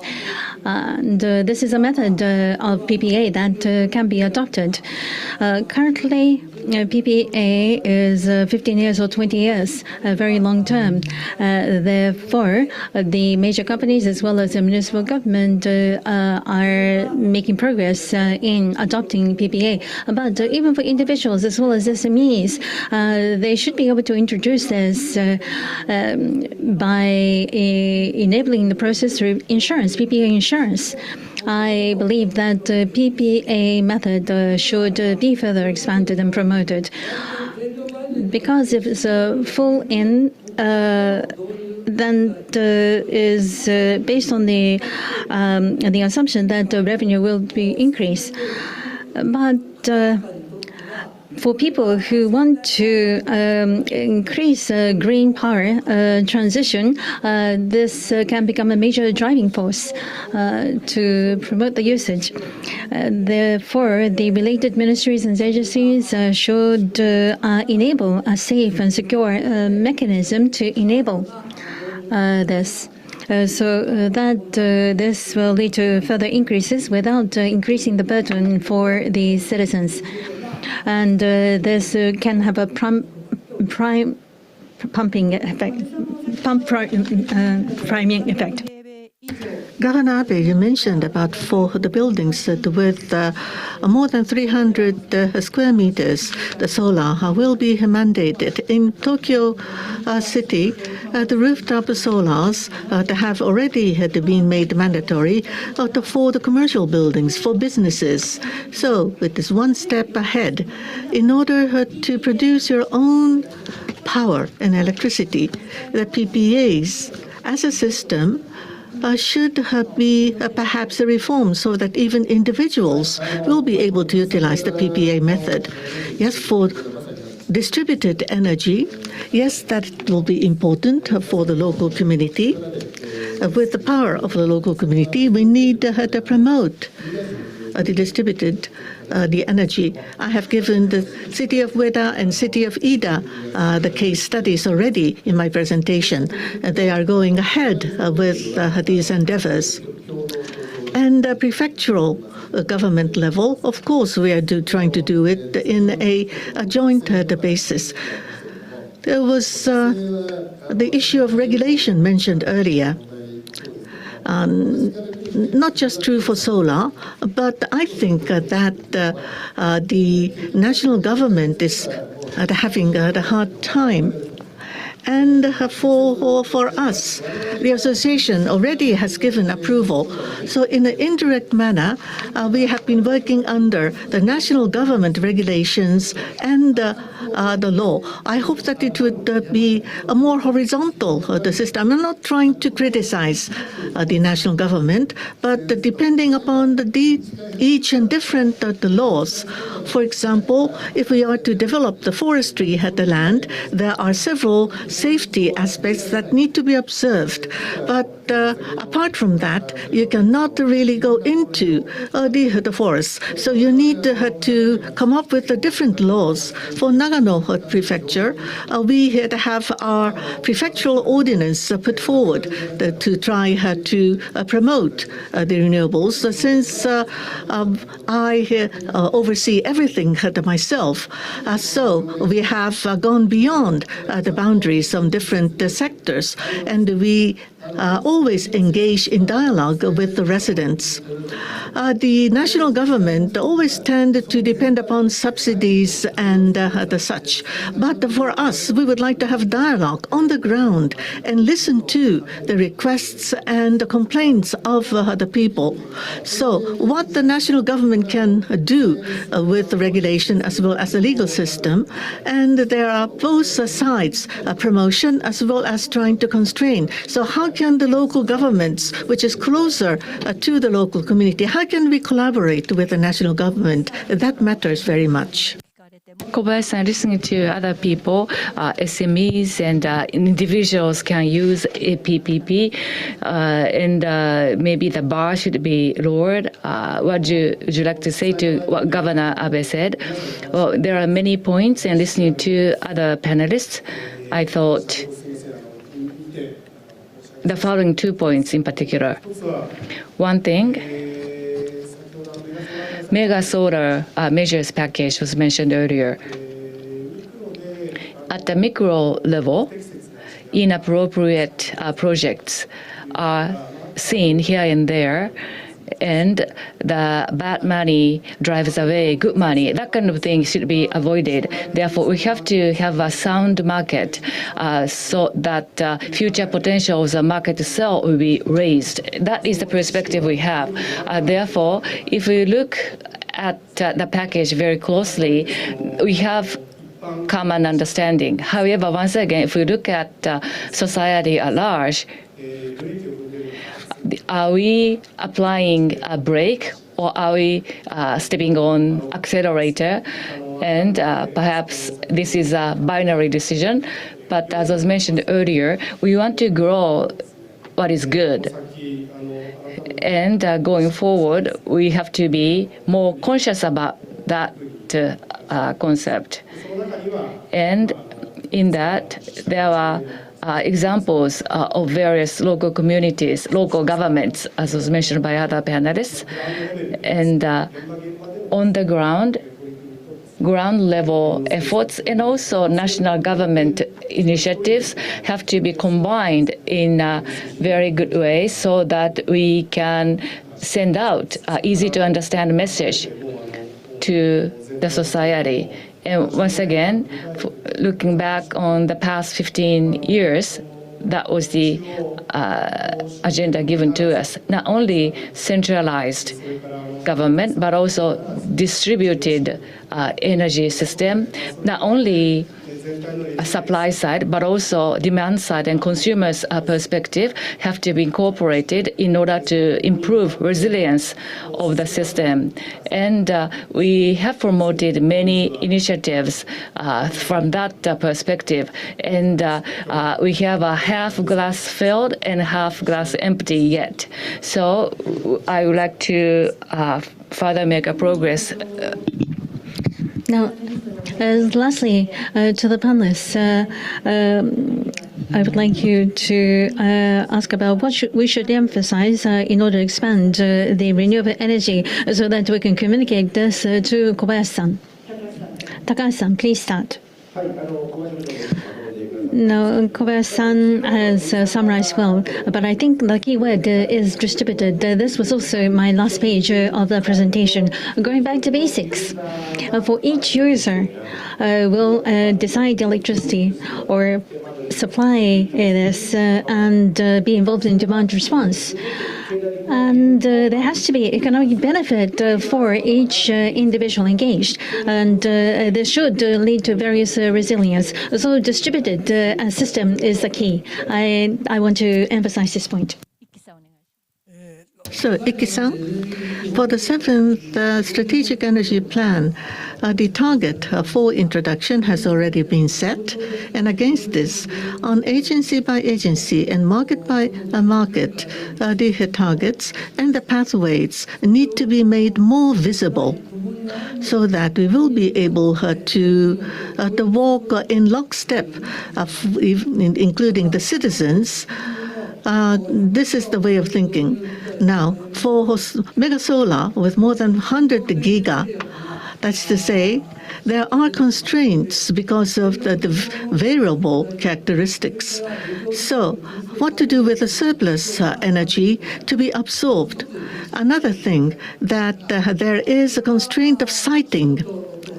We need to work closely with the different ministries and agencies in order for solar to expand. It will be the last frontier, the farmlands, the highways, the national government-owned lands, local government-owned lands, as well as railways. So we need to have all the parties come together, especially for farmlands, rather than to cultivate the farm crops. How to utilize in the best way, that should be the way to think. Now, lastly, in the Renewable Special Measures Law, solar, PV, is the easiest one where the businesses will be able to go ahead on their own. So we need to have incentives put in place, and PPA as well, and the system as a whole needs to be made easier for the businesses. So 5 years up until 2035, these would be the crucial 5 years. Morotomi-san, please be brief. I would appreciate that. When you consider RE, climate change, for the purpose of climate change, was the basic perspective in promoting RE. I think that is the most important fundamental perspective. However, in order to promote RE further, we discuss climate change, but it is not making a persuasive message. What do you think? But even so, how could we send out a message to appeal to the public the importance of RE introduction? I talked about the distributed energy system, and also I emphasized the importance of economic security.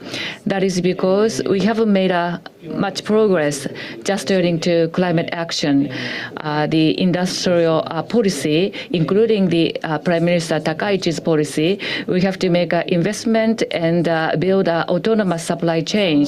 That is a big theme for every country. So in this connection, renewables, including offshore wind, is positioned as a key industry in this context.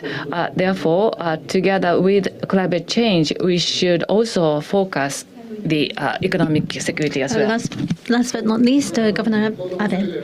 As I mentioned at the outset, we have to decide on the future we want to have. The national vision was mentioned, but a national strategy should be formulated and come up with an energy mix which is appropriate for the vision for the nation in order to promote renewable energy. Kobayashi-san is sitting next to me, but I believe that the central government and local government should work together.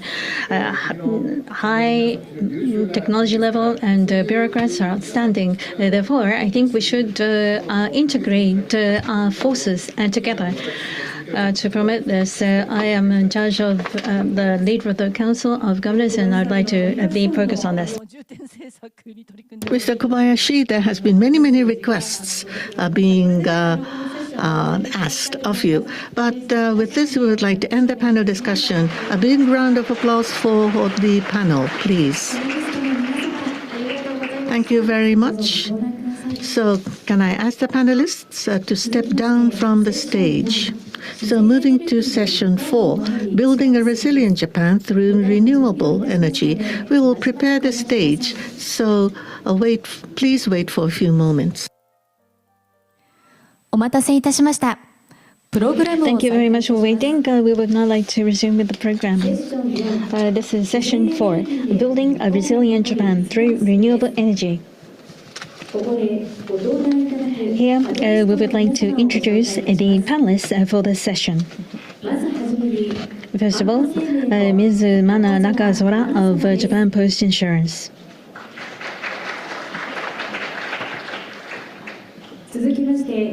Next, Mr. Masato Yamada of JERA Next.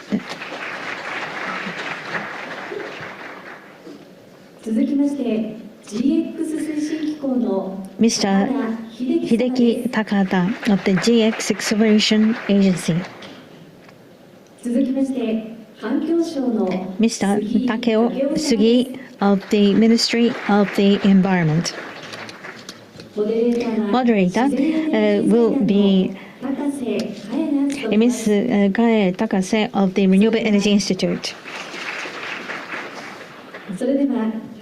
Takase-san, over to you. Thank you very much. Thank you very much for the warm applause. With that, we can begin the session. I am very happy. Earlier, we offered a moment of silence.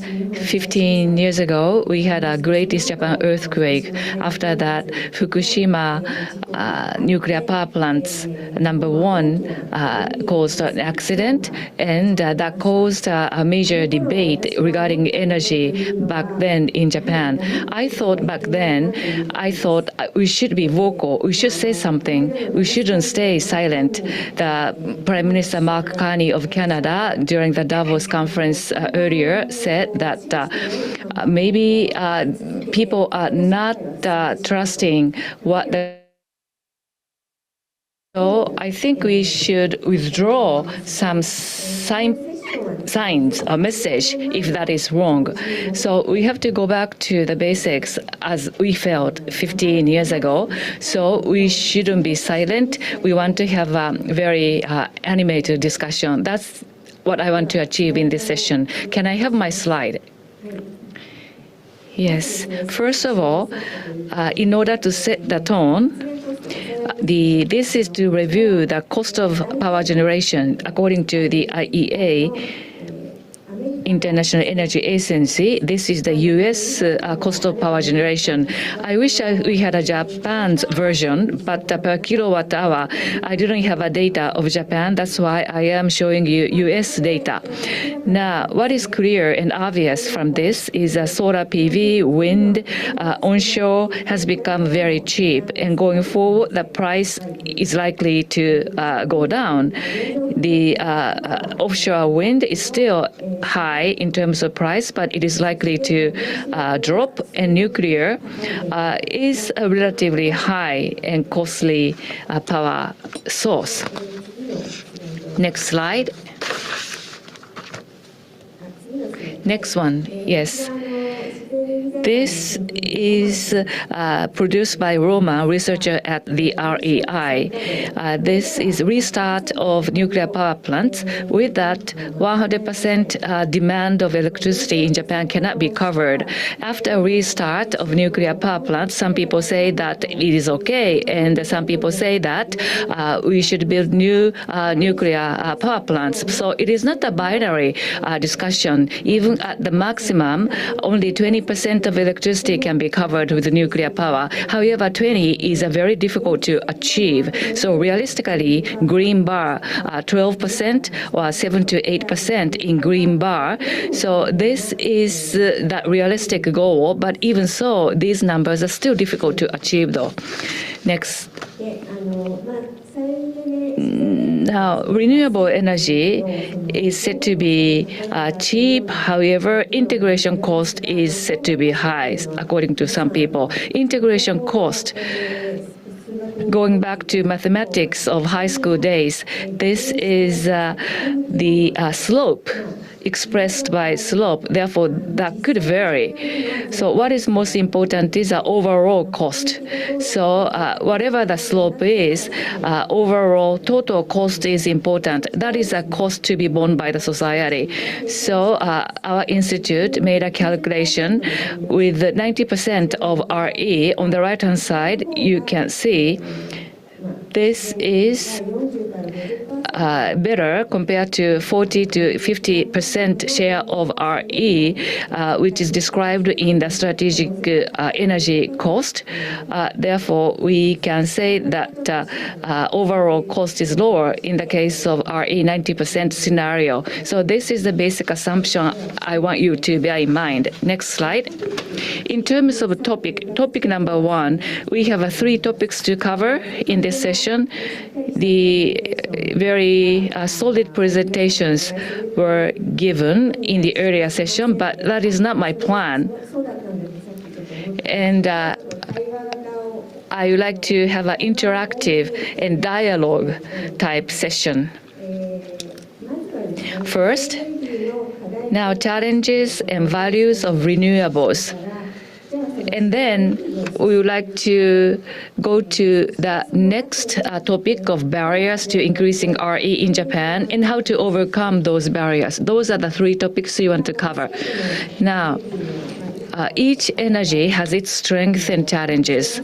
And just like a person has a good part and weakness as well. Sometimes the person can come always late, or the good person but sometimes the characters are bad.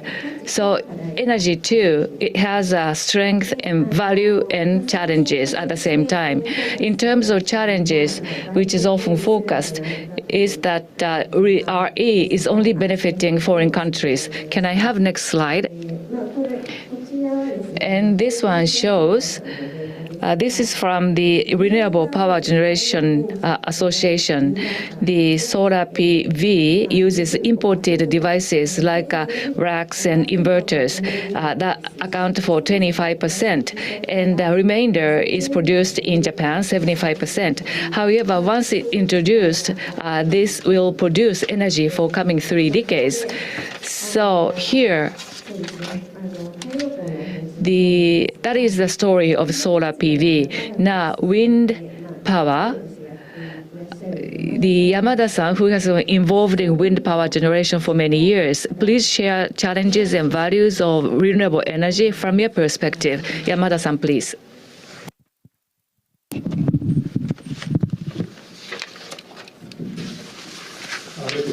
Thank you very much. This is Yamada. Today we have been discussing why renewable energy is necessary. In terms of energy security, this is of utmost importance today. Please look at this graph. This is from ANRE, and these are numbers for 2023. Self-sufficiency was 15.3%. OECD, out of that 38 countries, we were ranked 37th in terms of self-sufficiency rate of energy. This is a critical situation. 16% is the number for the 2024. There has been improvement, but compared to other industrialized nations, we are clearly behind. What is going to occur as a result of this? Let's go to the next page. This is looking at the fuel procurement routes with the high geopolitical risk. I prepared this 3 weeks ago, and I didn't think that attack on Iran is going to occur. Therefore, in terms of fossil fuel import routes into Japan, sea rain shutdown could occur anytime. This is a possibility we have to always consider. And based on this assumption, that we are talking about electricity prices being high or low, but it could be blocked anytime and could increase in prices anytime. So what has occurred in reality? The first oil shock occurred in 1973. Many of you have not been born yet. I was in 4th year of primary school, and all the lights of Ginza was blanked out, and I was very much overwhelmed watching the news. I thought that Japan has ended. There's not going to be any more development for Japan. Even as a child, it was very concerning. That is the reason why energy conservation was emphasized. Renewable energies as well as energy transition was the course we have been taken. This is resilience, the strength of Japan. But now, 53 years have passed, and 15 years ago, the Great East Japan earthquake crisis has occurred. As Kobayashi has mentioned, another energy crisis occurred. And what has been our response? Compared to the response at the first oil shock, the response has been limited, and it was forgotten after a short period of time. Now, 2 weeks ago, U.S. attacked Iran, and the Strait of Hormuz was shut down. Blockade occurred, and the Persian Gulf countries, oil-producing countries, have been attacked, and significant damage has been incurred. So this is another crisis. What are the energy sources that we should be using when beset with such a crisis? I think we should use any energy available to us. Renewable energy includes solar PV. We have good conditions, as well as onshore wind power generation should be promoted as well. And for offshore wind power, this has the most significant potential. Therefore, it should be promoted in a significant manner. Nuclear power is obviously required as well in terms of decarbonization, as well as from the point of view of energy security. Therefore, given the surrounding environment, we have to rethink what is required. It's not just about prices being high or low. And it was also mentioned that renewable energy is low price, but that is not the case in Japan.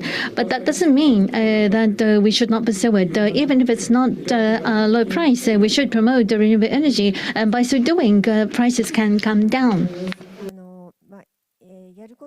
Thank you very much. By doing so, we can make the price down. And in the beginning, the support is necessary. And also, as an infrastructure, the government should take the lead in such a business, because this is an infrastructure. That is what you wanted to emphasize, I guess. I want to go back to you later on. Now I want to invite Sugi-san next. At the Ministry of the Environment, you have contacts with companies, and also decarbonization effort of companies are being supported by the ministry, and also decarbonization leading areas are promoted. Therefore, for local economic and society, RE has a value. Could you share that with us? Thank you. Now, I was participating just partly for the previous session, but Professor Morotomi has been stating the importance of renewables, the necessity of renewables. Now, we are the Ministry of Environment. In order to achieve carbon neutrality, the very basic perspective is that we need to increase renewables, but that alone will not move things forward. But we would very much like to see progress, even so. So we need to look at the local community by local community, that benefits could be felt. Now, there may be some objection in using this phrase of the benefits, but how to utilize renewables for the benefit of local community, that is important, I believe. We need to make it more visible. If not, people may be reluctant to go forward. So in 2021, in order to proceed with the decarbonization of the local communities, we have put forward the roadmap for the decarbonization for the districts. And Governor Abe is also a member of the council. And from 2022 onwards, we have selected the first mover, the communities. So once again, for decarbonized districts, to go for 100% carbon neutral may be very difficult with renewables, but especially for residential and commercial buildings, that at least renewables have become the majority, we should select those the local communities. And even with the current technologies, decarbonization will be easy to proceed with. That should be understood better by the local community, and it could be replicated in different communities is something that we would like to demonstrate. And the 7th selection has been made just last month of February, and as you can see, 102 the communities of 45 prefectures have been selected. So on a nationwide basis, you will be able to find everywhere those selected communities. On the screen, it may be too busy to read in detail, but for those communities being selected, it is not just building has been turned to renewable energy 100%, but by selecting this community, what are the benefits? and advantages enjoyed by the community is something that we would like to indicate. It could lead to inviting over data center to be sited in the community. And as businesses are looking renewables, the community could welcome those businesses. And how the agriculture farmlands to be utilized by proceeding both the farming as well as the solar energy at the same time. It's been 15 years since the Great East Japan earthquake, but it's been 2 years since the Great Noto Peninsula earthquake. And Suzu City in Ishikawa Prefecture, by engaging in this project, whenever earthquake happens, during the big earthquake, the city government offices were intact because electricity was assured with a distributed energy already being made available. So if you could turn to the next page. At the factories and so forth, including solar energy, many big companies have going ahead, but rooftops still have greater potential for rooftop the panels. So including the government, we need to go forward. But the initial investment is still a barrier for many companies. So the PPA method is something very promising, especially for the small and medium-sized companies. We would like to create a system so that they can overcome the various challenges. But for the SMEs, there is a risk involved with investment, especially for obtaining loans.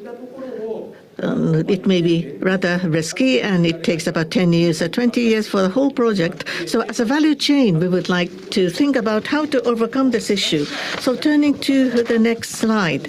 For the big companies in their own company, for scopes 1 and 2, I'm sure they have installed the solar energy and they have proceeded forward. But if you include the scope 3, it is still being stagnant.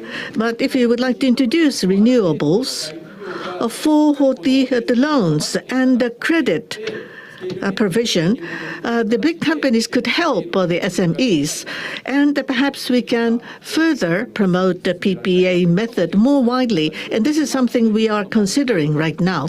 So value chain as a whole and local community by community approach, both will be necessary, and this is something we are considering right now.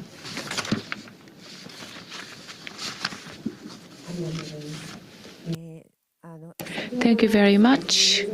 The offshore wind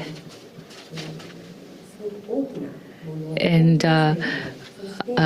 large size renewable, and also local community driven distributed smaller scale energy, as was mentioned by Professor Morotomi. So there are two avenues. Takada-san, in terms of GX policy, what is the value of RE? Thank you very much. I am Takada. I'm from GX Acceleration Agency. First, GX Acceleration Agency is perhaps unfamiliar to you, many of you. So don't be embarrassed, because this is a new organization. Now, GX Acceleration Agency, as is shown on the screen, this is the overview of the agency. And we have a very long official name, starting with decarbonization, blah, blah, blah, but we call it GX Acceleration Agency. Green transformation is something we are promoting. We are a government new agency. In 2024, July, the organization was launched. So therefore, it is less than 2 years old.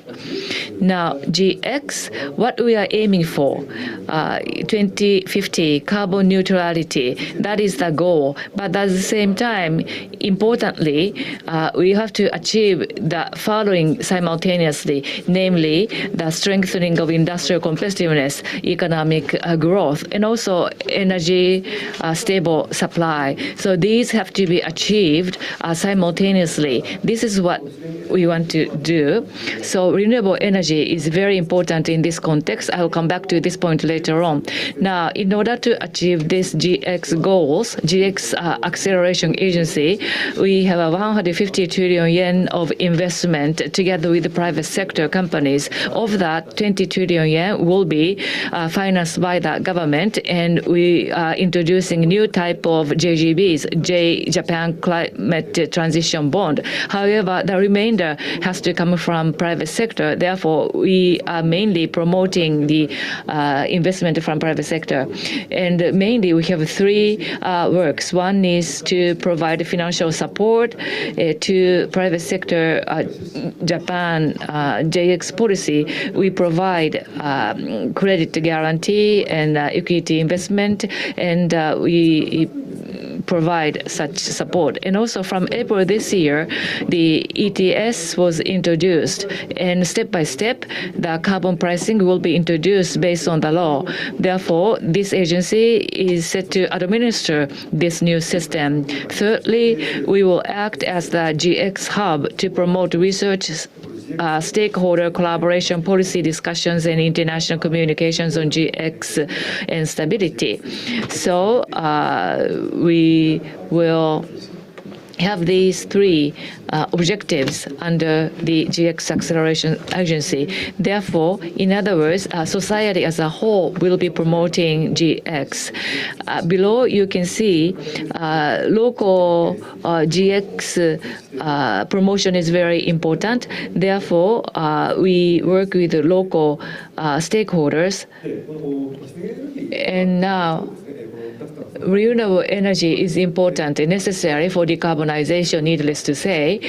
As was discussed from early on, from the perspective of a stable supply of energy, GX is becoming more and more important, particularly the war in Iran this time is exposing vulnerability of Japan's energy policy, energy reality, and also indigenous energy, namely renewable energy, has to be expanded further.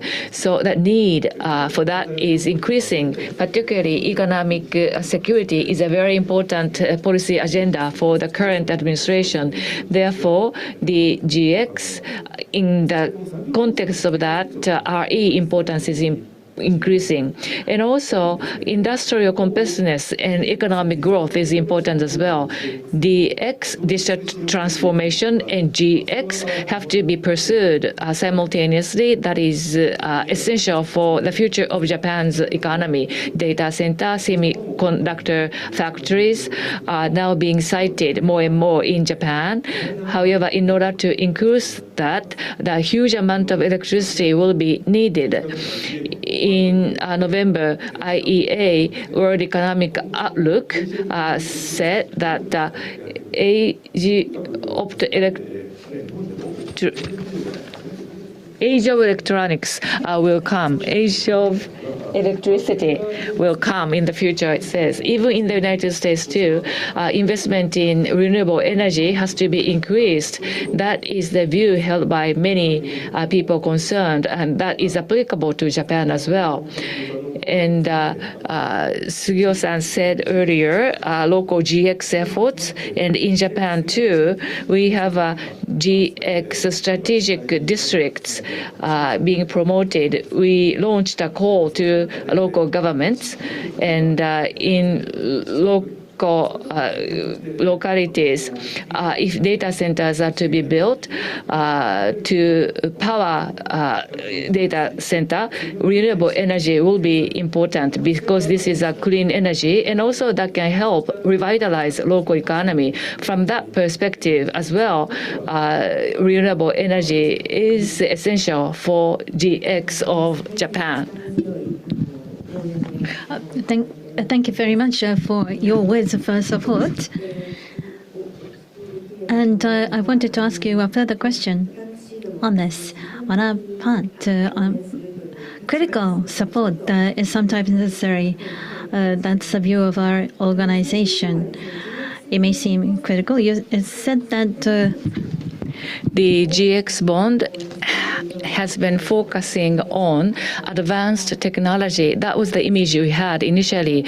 But for example, in Japan too, solar panel manufacturers are there, and also in the beginning, Japan was leading that sector.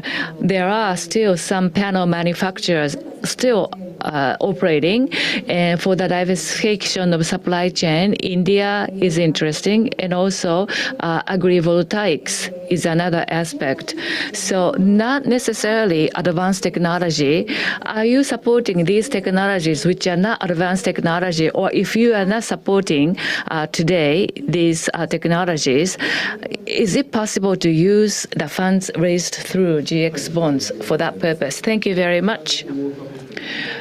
Yes, as you pointed out, GX bond was to be issued in order to raise fund for the purpose of GX. This is a new type of JGBs introduced by the government.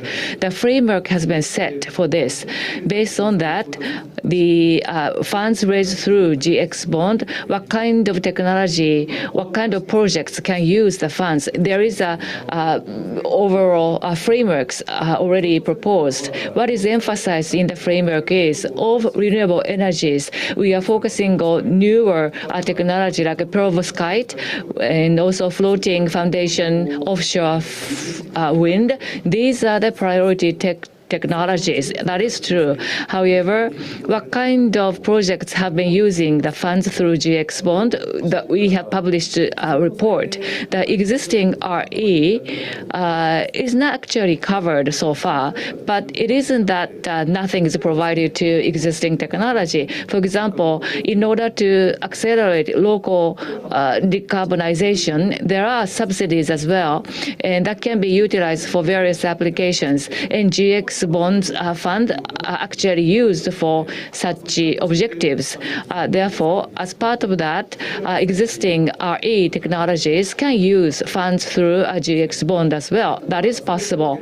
That said, that is the current framework. However, even in the GX Acceleration Agency recently, we are having discussion internally. In the beginning, this agency wanted to support the innovative technologies. That was the original objective of the agency. That is what we focus on: perovskite and floating foundation offshore wind and other emerging technologies. However, we have been reviewing this stance. Even if that is existing technology, we have to consider why such existing technologies have been placed outside of the scope of GX bond. Because this is a conventional existing technology, we can leave them up to private companies. That was the original thinking. However, as was discussed in the previous panel, even if it is existing technology, the environment has been changing, pushing up the costs, and the private sector alone cannot absorb huge risks or finance such a risky business. Therefore, in the case of offshore wind farm, overseas, we see thriving offshore wind. However, it is so difficult in Japan. Therefore, even though existing technology is used, still private sector alone cannot promote such business. Therefore, in that case, GX Acceleration Agency wants to change our stance a little bit so that we can support those technologies as well. We have limited resources. Therefore, we have to prioritize projects to be supported. We have to make a case-by-case decision. However, we can say that just because it is existing technology, we don't support. That is not our attitude. Now, it seems to be positive direction, seems to be in sight. So we would like to further cheer you on and support you. Last but not least, Ms. Nakazura. For Ms. Nakazora, oh, you should be the epicenter of typhoon, that is to say. You're from the financial community, and you have been participating in the Government Advisory Council on financial matters. Those of you who are here today, about half of you have been immersed in the world of energy. But from the point of view of not being immersed in the world of energy, if you could point out what is happening, and this is something not really not understandable and so forth. If she goes too far, I will stop her. The challenges as well as value of the renewables, you could share with us your impression, or you could ask a question and point to some problems, perhaps. Sorry, but I have been given a very difficult position. I also believe that renewable energy is important. It is quite safe, as I think, and thinking about the future energy, renewables are something indispensable. But as one citizen in Japan, what I would like to know is, what is the best mix? What is the best solution? The Agency of Natural Resources and Energy have come forward with the optimum the energy mix, and the private sector should agree, but they are not really agreeing to that. They're not really moving forward with this. Prices have been indicated by Takashi-san, and there has been rebuttal that it is not that cheap. I wanted to know more. As Japanese people, when we switch on the light with electricity, what is the fuel which produced this electricity? Was it oil, was it coal, or was it renewable? If it is very necessary energy, even though it may be expensive, the Japanese people agree that we should move forward, because everything is stacked together and with exactly the same price, and ask the Japanese people to pay. It is taken for granted that people move for the cheapest energy. And if renewables are too costly right now, and if the usage is not expanded and it will still remain expensive, the people will not choose. Of course, you need safe and secure energy, but when you switch on the light, and if the electricity works, that's fine, and that is the only thing that matters for the citizens. But what is the ideal, and how realistic should we move forward? I think that kind of perspective is lacking in the debate, because scenario has not been indicated, and these are the newest technologies, and this is the subsidies and support given by the government. For the private sector, financial institutions, it is hard to choose how to utilize the energy moving forward, and that this is the correct way forward to make it understandable. Some kind of measure should be taken by the governments. So I would like to ask Mr. Takashi and Mr. Sugi.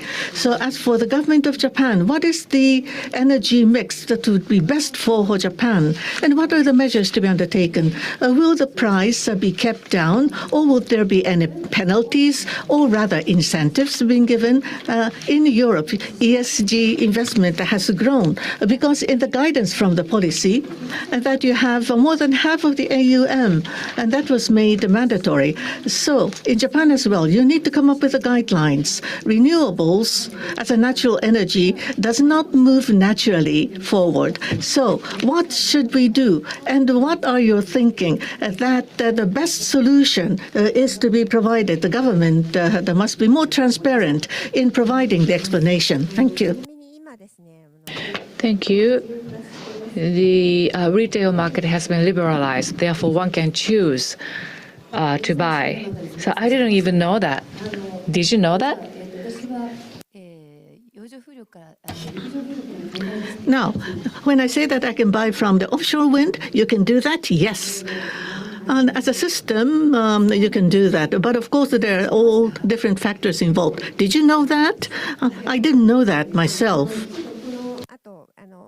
After this, Nakazawa-san raised a point, and including that, we would like to proceed with the discussion. Now, much of renewable energy is cheap. However, some is quite expensive. Now, thank you very much. Now, next, can I have my slide? Barriers to expanding renewable energy in Japan.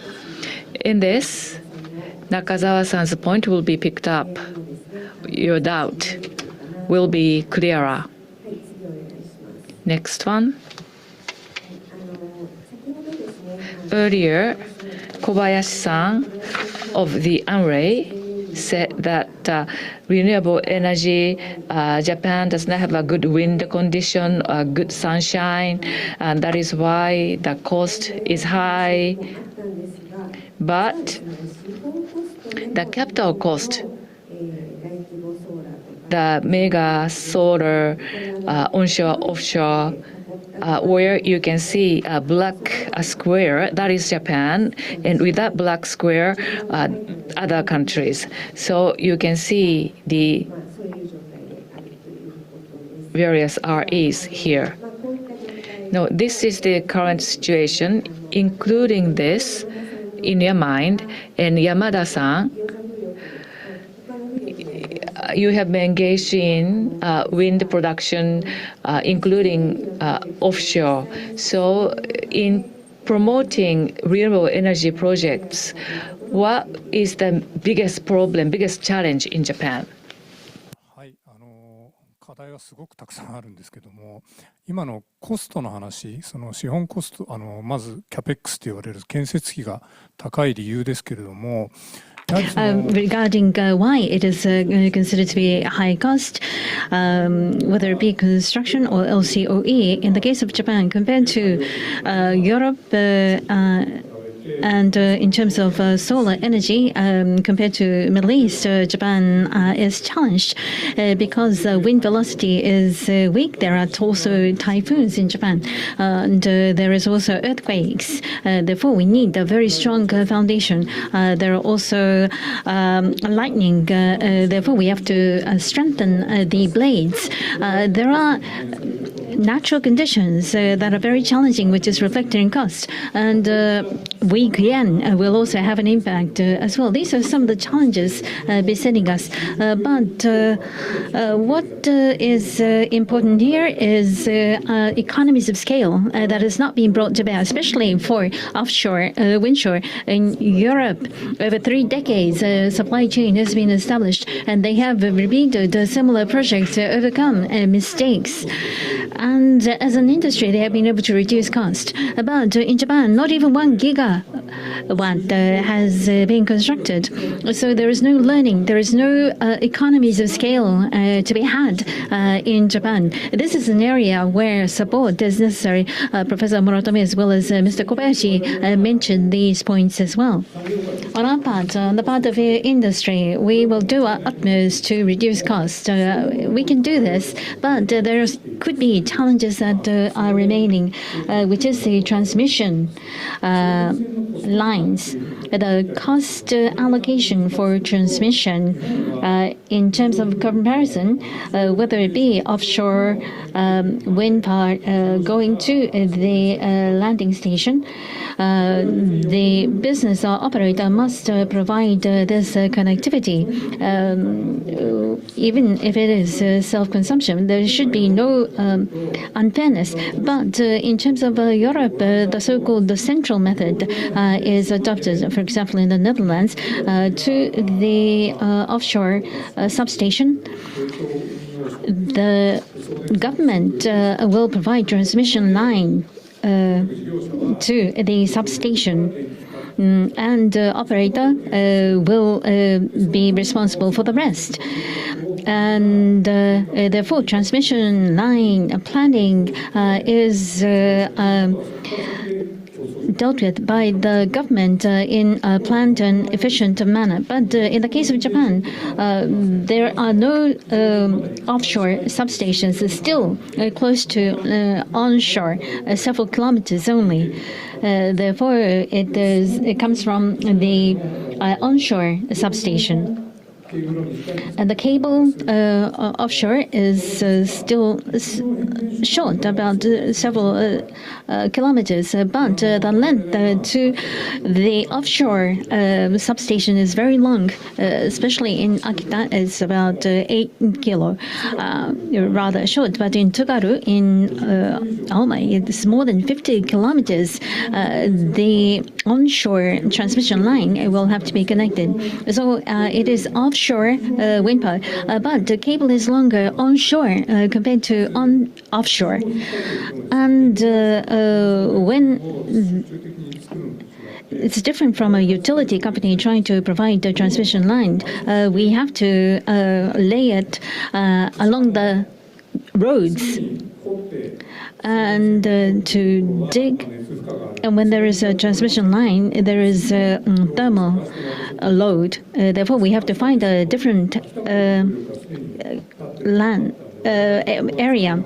In Akita, utilize the cables that are laid in the agricultural land. And if we were to do this, there is question about efficiency. So very close to the coastal area, if there is going to be a significant wind power generation, there should be connectivity provided to the substation close to the coastline, so that beyond that, the operator can lay the cables. But in the case of Japan, transmission lines, for example, if it's hydro, it was in the mountainous area. If it's a thermal power, it is to the complex facility in the coastal area. And this was before the liberalization of power, and therefore it was already recouped. But after that, it is being divided, and the transmission line will have to be laid by the businesses. So the beneficiary must bear the cost. But in order to introduce and deploy renewable energy, who is the beneficiary for laying the transmission line? It is not the generating company, but I believe it is the nation overall that is the beneficiary. Therefore, these lines must be laid in an efficient manner, and there should be reconsideration of who should be responsible, because this is power generation after the electricity market has been liberalized. So it is issue from a different perspective. In Europe, the appropriate transmission line has been laid with the government leading the process, the same for UK. Therefore, the transmission line should be improved in a planned manner, and planned wide area operation should be enabled, not just limited to offshore power generation, but it is important for renewable energies overall. Very important to the point. Why can you do this in Japan? Maybe a difficult question. It is my understanding that for the TSOs, from each electricity companies, they have been unbundled, and they are the subsidiaries, and they have networking company for each electric power company, but is included in the group. So decision making for investment will be the electric power company itself. So investment for renewables, who should make the investment where? Those are not the only factors necessary to take the decision. So the central government as a whole needs to think about how to allocate the investment. I believe we should think about that. Can I have a second page from the last, my slide? This is Kudo-san, researcher of the institute, gave this data. Yamada-san is well familiar with this information, but the Great Britain case,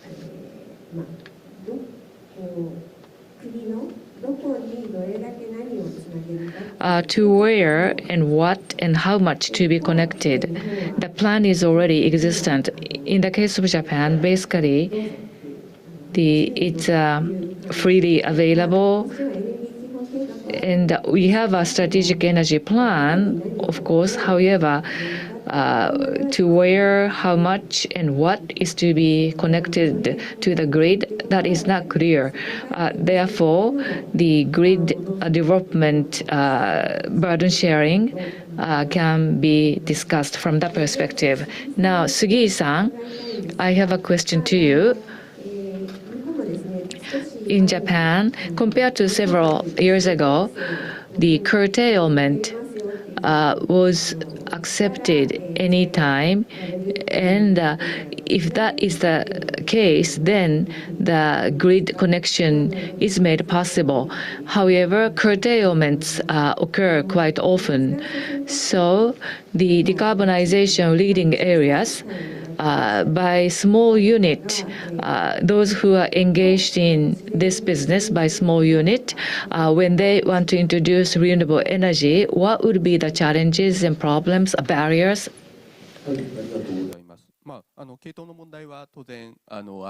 Yes, of course, there is an issue related to the grid, but that issue is existent. However, we have to do something.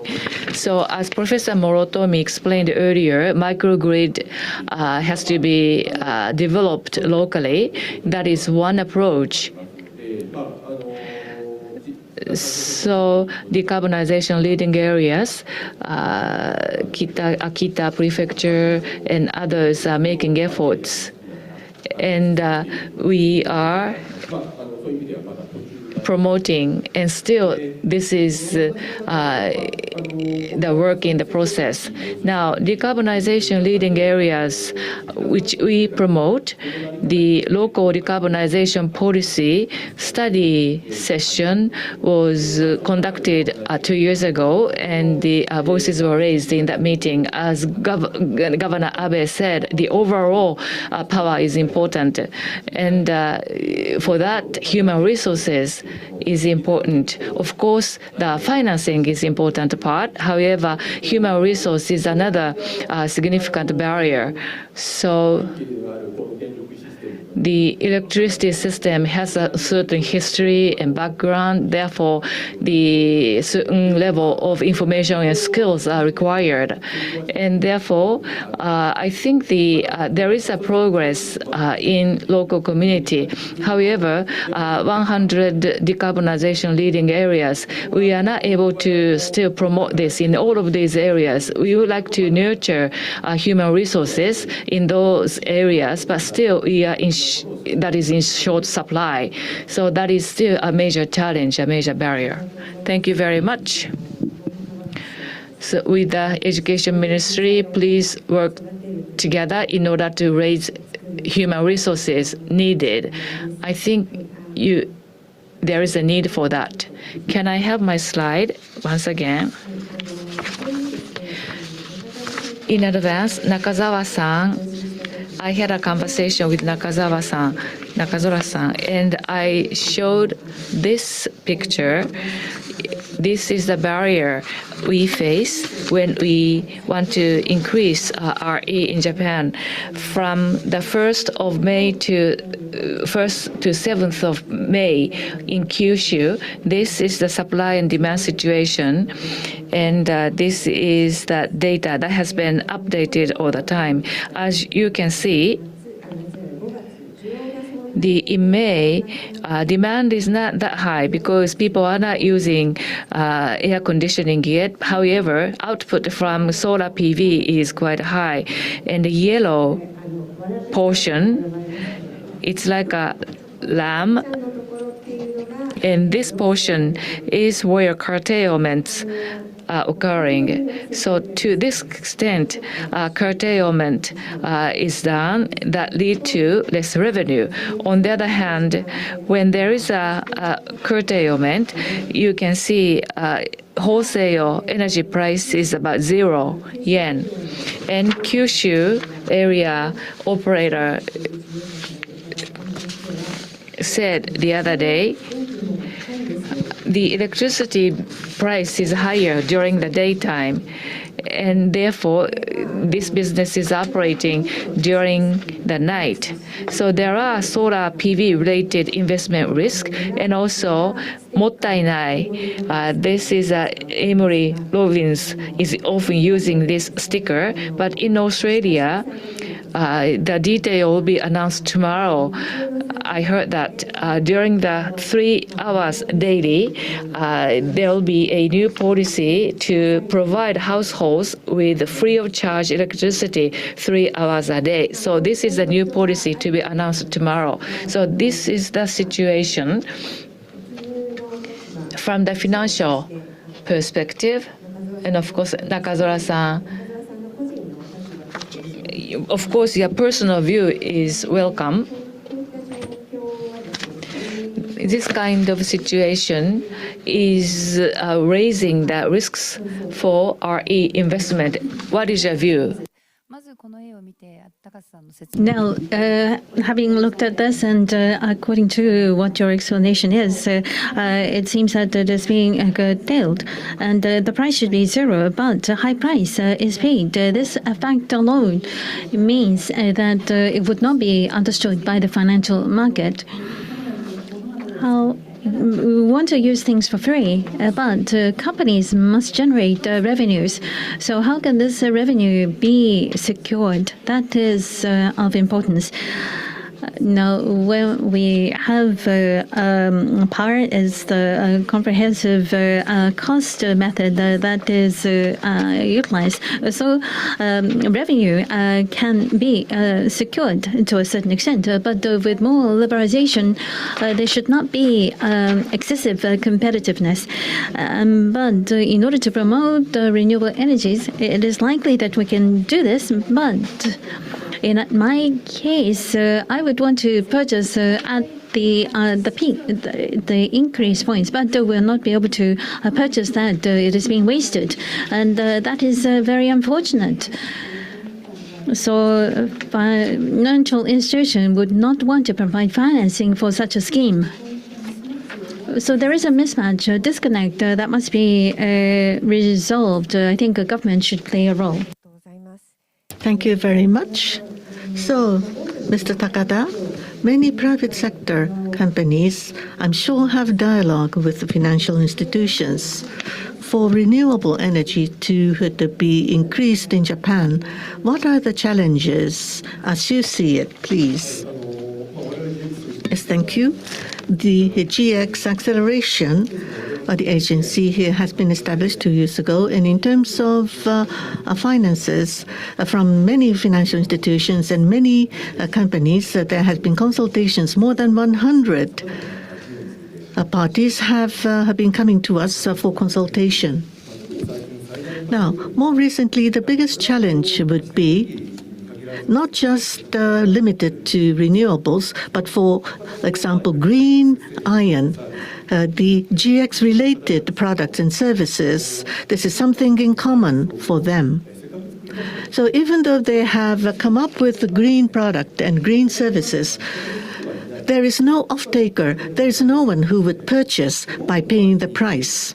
And that is the problem. In many cases, for green products and green services, at the early stage, the cost is higher compared to the other products and services.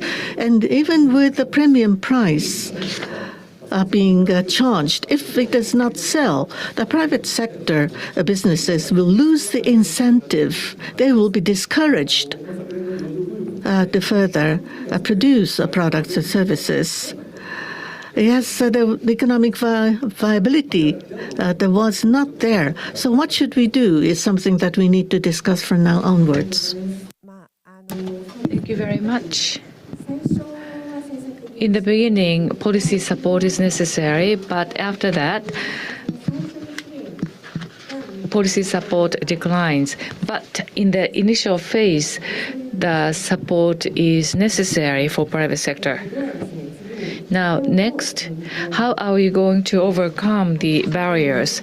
We have 20 minutes exactly before we can end this session. I don't think we can come to a conclusion, but we would like to proceed discussion as much as we can. Can I have the next slide? Earlier, Nakazora-san raised a point. The renewable energy is too expensive or not? It's not easy to understand this graph, but it's easy actually. The two bars from the left shows when the carbon price is sufficient. In such a society, renewable energy in many ways are very competitive. In the middle, two bars, the thermal power plants are receiving various ways of support and assistance. And also, carbon price is low. In such a case, the price is about on par.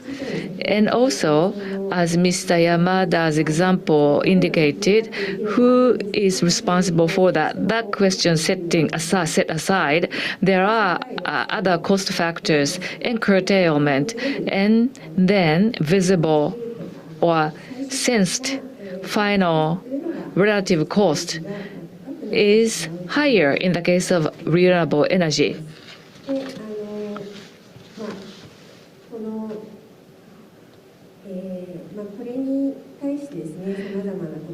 And we have to do something to this issue. Can I have the next slide? Going back to the previous slide that I showed you. Therefore, the government has to present a map which REI considers important. And this is our view, the Institute's view. Of course, each one of you is considering how we can overcome this barrier, and I want to ask this question. Can I start with Nakazora-san? Well, I am not the party directly involved in this business. We want to change the trend in the society. If we want to do that, we can consider rules and regulation. If that is not done, maybe a penalty can be imposed. Not penalty, or maybe we can incentivize. If you do that, we can give this and that. So such a, for example, the high appreciation by investors, and also I think there could be a good prospect in order to change people's behavior. If we want to change society, people has to be committed. And why renewable energy is expensive? The carbon price is not very solid. That is why in Japan, according to the graph, Japan is categorized in the right-hand side category. So as Yamada-san mentioned, there are various costs, and our price is high, as was indicated on the right-hand side. What is missing? That is a carbon price. We have to do something, and cost-wise, who is going to bear cost has to be considered. In addition, if we want to do something, I think you have to let consumers to choose, and you have to present a table or menu from which consumer can make a choice. Is it renewable energy, even if the price is high, or I want to get less expensive resources. I want to use fossil fuel. In that case, I can accept a penalty, for instance. The policy, just one more point. The policy wants to cover the comprehensively everything. If we want to promote A, you want to cover B and C and D in the policy. So inbound is a good example. If we want to promote inbound tourism, always people talk about over tourism. We want to invite 60 million inbound tourists in Japan. Then at the same time, seriously, people start to discuss how to overcome over-tourism. That's why we can't make a progress. So what you want to do about RE now, and you have to make an expression of what you want to achieve. Otherwise, you cannot achieve the support and agreement from the public. Thank you very much. So it seems going back to the slide that I showed you earlier, how are we going to overcome the challenges or barriers is of importance. This is carbon price is very important. That's a key word. I also mentioned this in my presentation as well. Now, you can't just scold children. You have to also praise them. At the same time, you need both approaches to be effective. Next, Sugi-san, I would like to ask a question. How can we overcome barriers? Now, in the previous session, this topic was mentioned, and also this was mentioned by Nakazara-san. The narrative is lacking, is not appropriate. That is what we feel as a challenge. So we are showing different ways from the off-taker's point of view. It is difficult to understand the framework, and the value is not visible. And it is most difficult for consumers, and that is the reason why it is not being selected. Decarbonization is imminent crisis that is besetting us. And therefore, this is something that we have to emphasize and visualize. Very hot weather is something that has to be overcome. But this will not suffice. Professor Morotomi mentioned this as well. It's difficult to convey this message. Therefore, at this stage, energy security is not just a national issue, but it's a very important challenge for everyone. Within 1 week, the gasoline prices is increasing daily during the week. Then, even for near areas, to overcome the challenge, the best method must be chosen. Renewable energy must be considered to be in a more positive manner. We have to change the phase because there is a negative image. This is a major turning point for us. We have to turn to positive. We talked about the roadmap as well as package. There are two, and we want to promote what is favorable. This is what we have written down, but it is not being conveyed properly. There are favorable, good renewable energy projects which is benefiting the community. We should promote this. And we need the cooperation from both the supply side as well as demand side to convey the correct message in order to overcome barriers. Thank you very much. I very much hope that you would proceed in that vein. So, Mr. Yamada, please. Now, Ms. Nakazora has said at the outset, what would you like to do? And what should we do about the energy question in Japan? Yes, I fully agree. But is it the government to decide? I have some doubts as to this, because the seventh strategic energy plan has been put forward by the government. But has the Japanese people debated on this? I don't think so. So you have suppliers and you have government and experts. Those three have discussed with each other in with a closed door session. So it is not visible to the Japanese public that there are some surcharge on renewables, that it may be rather expensive, and some of the businesses in mega solar are doing something strange. Those are the things which are on piecemeal basis understood by the Japanese the people.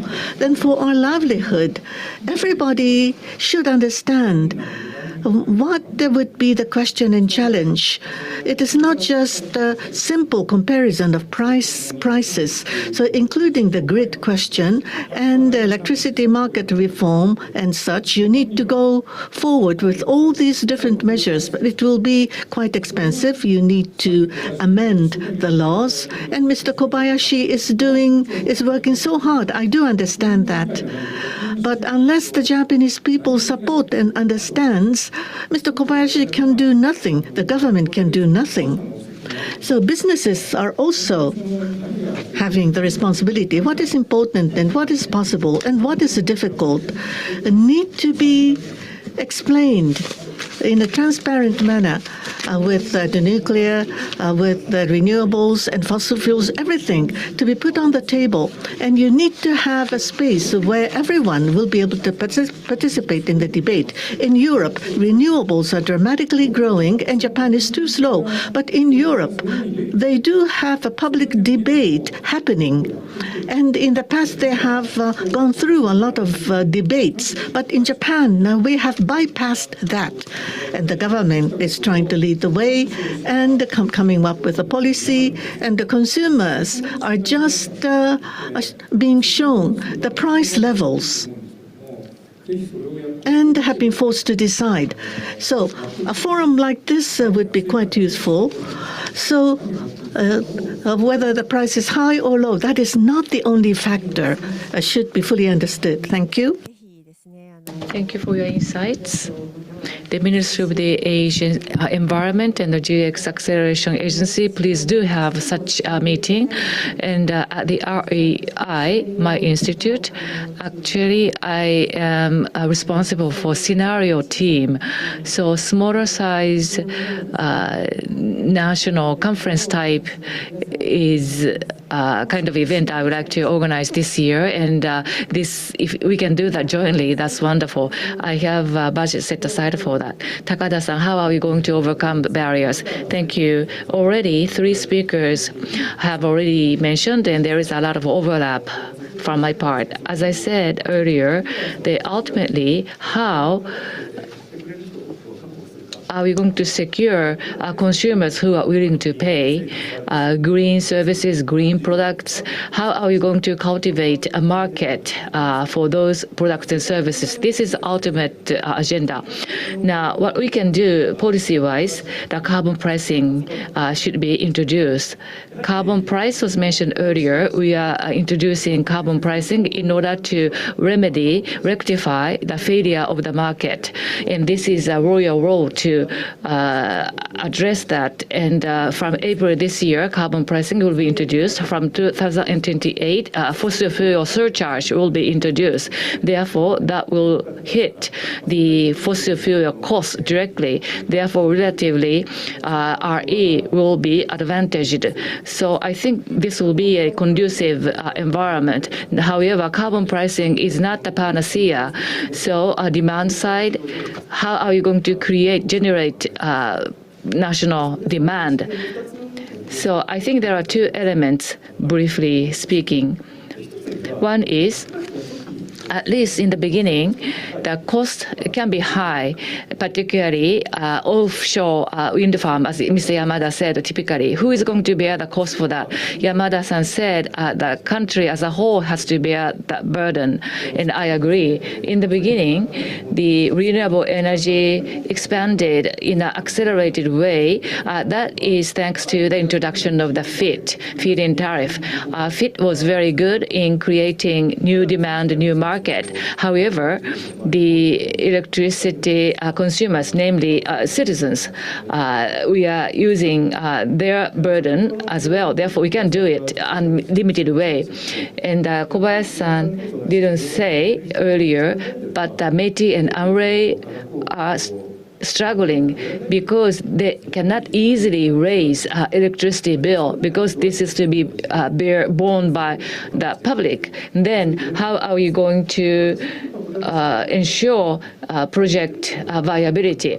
At the end, I think it is the people who have to bear the cost, especially for the initial upfront costs. And subsidies can be provided. However, subsidies are financed by taxpayers' money. What is important here is, in a short run, temporarily, it can be a cost. However, business operators can make effort to reduce costs, and that will be viable business in the future. That will lead to strengthening of of industrial competitiveness and economic growth, and that is the objectives of GX agency. And then in the mid to long term, such a initial cost and investment can be returned to the people. And also people's awareness has to be changed as well. Mindset has to be changed. Simply put, they should be willing to pay even if it's expensive. If we have many such people, it is ideal. However, earlier we talked about possible choice of energy, and if we can visualize the value of green energy, and people become more willing to choose green energy out of the offered menu. So some people say that that can't happen, but I don't think so, because, for instance, LMV monograph appears on the surface of the bag, and the price goes up by 10 times, 100 times. However, there is no such big difference in terms of functionality of this bag. However, that is a value of brand maybe, but in a sense, green has a value. And by choosing something green, that can be something like a brand equity. So I think we can do something to raise brand value of green products and services. GX agency is focused on project viability, business viability. Thank you. Thank you very much. On the part of Japan, 20 to 30 trillion yen fossil fuels are being imported annually. If we can reduce that for Japan overall, renewable energy value enhancement can be emphasized. This is what I wanted to add. Furthermore, large-scale industry, the bulk energy is provided to these large entities, and for the households, as mentioned in the morning session, there could be solar energy for the veranda. Plug-in solar can be made available. And in Germany, this has become very popular, placing the solar panels on the balcony. So there is large renewable energy and small renewable energies. They should be two wheels of the same vehicle and show such a world that can be enabled. From 2011, 15 years have passed, and strategic energy plans is calling for 15 years in the run-up to 2040 to make progress. What do you think would be the energy self-sufficiency at the time of 2040? What is what should be realized in that time frame? I would like to give 30 seconds to each panelist. So what is the best level of self-sufficiency? 100, that's my view. Thank you. And what is your wish list, if it can be realized? Now, frankly, as if electricity comes on, that's fine. LV is a good example that you have given. If I want to feel that something good is going to happen by using such selected energy, I hope that renewable energy will be enabled for everyone to use. Yamada-san, please. I think 100% will be the ideal and desirable, but that would be impossible. So it will be too stretched a target, but 40% should be a good figure. And what is necessary, I have already mentioned earlier. In a nutshell, for energy issue, every person in Japan should take the ownership. Takada-san, the strategic energy plan, we aim for 30 to 40%. And of course, we would like to exceed that, maybe 50%. That is my hope. But in order to achieve that, as Mr. Yamada said earlier, the people's mindset has to be changed. They have to consider energy issue of their own. Sugi-san. From my point of view, the strategic energy plan is what we should be aiming for. And CO2 is also an area that we have to achieve in terms of the goal, and that should accompany a renewable energy objective. Thank you. The issues have been discussed, and as possible solutions, that everyone in Japan should take the ownership and think that it is your own problem and go ahead.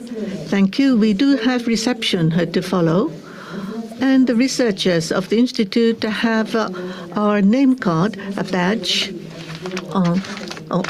So if you could come to us and perhaps raise questions, and we can enjoy arguing with each other. Now, a big round of applause for the panelists, please. Thank you. I would like to thank the panelists. So please step off the stage. 本日のステージプログラムは So this is the conclusion of the program on the stage. Now, after this, we will have a networking session amongst all the participants as well as the speakers from the morning into the afternoon. We would like you to proceed to the networking venue. Please give them a big round of applause.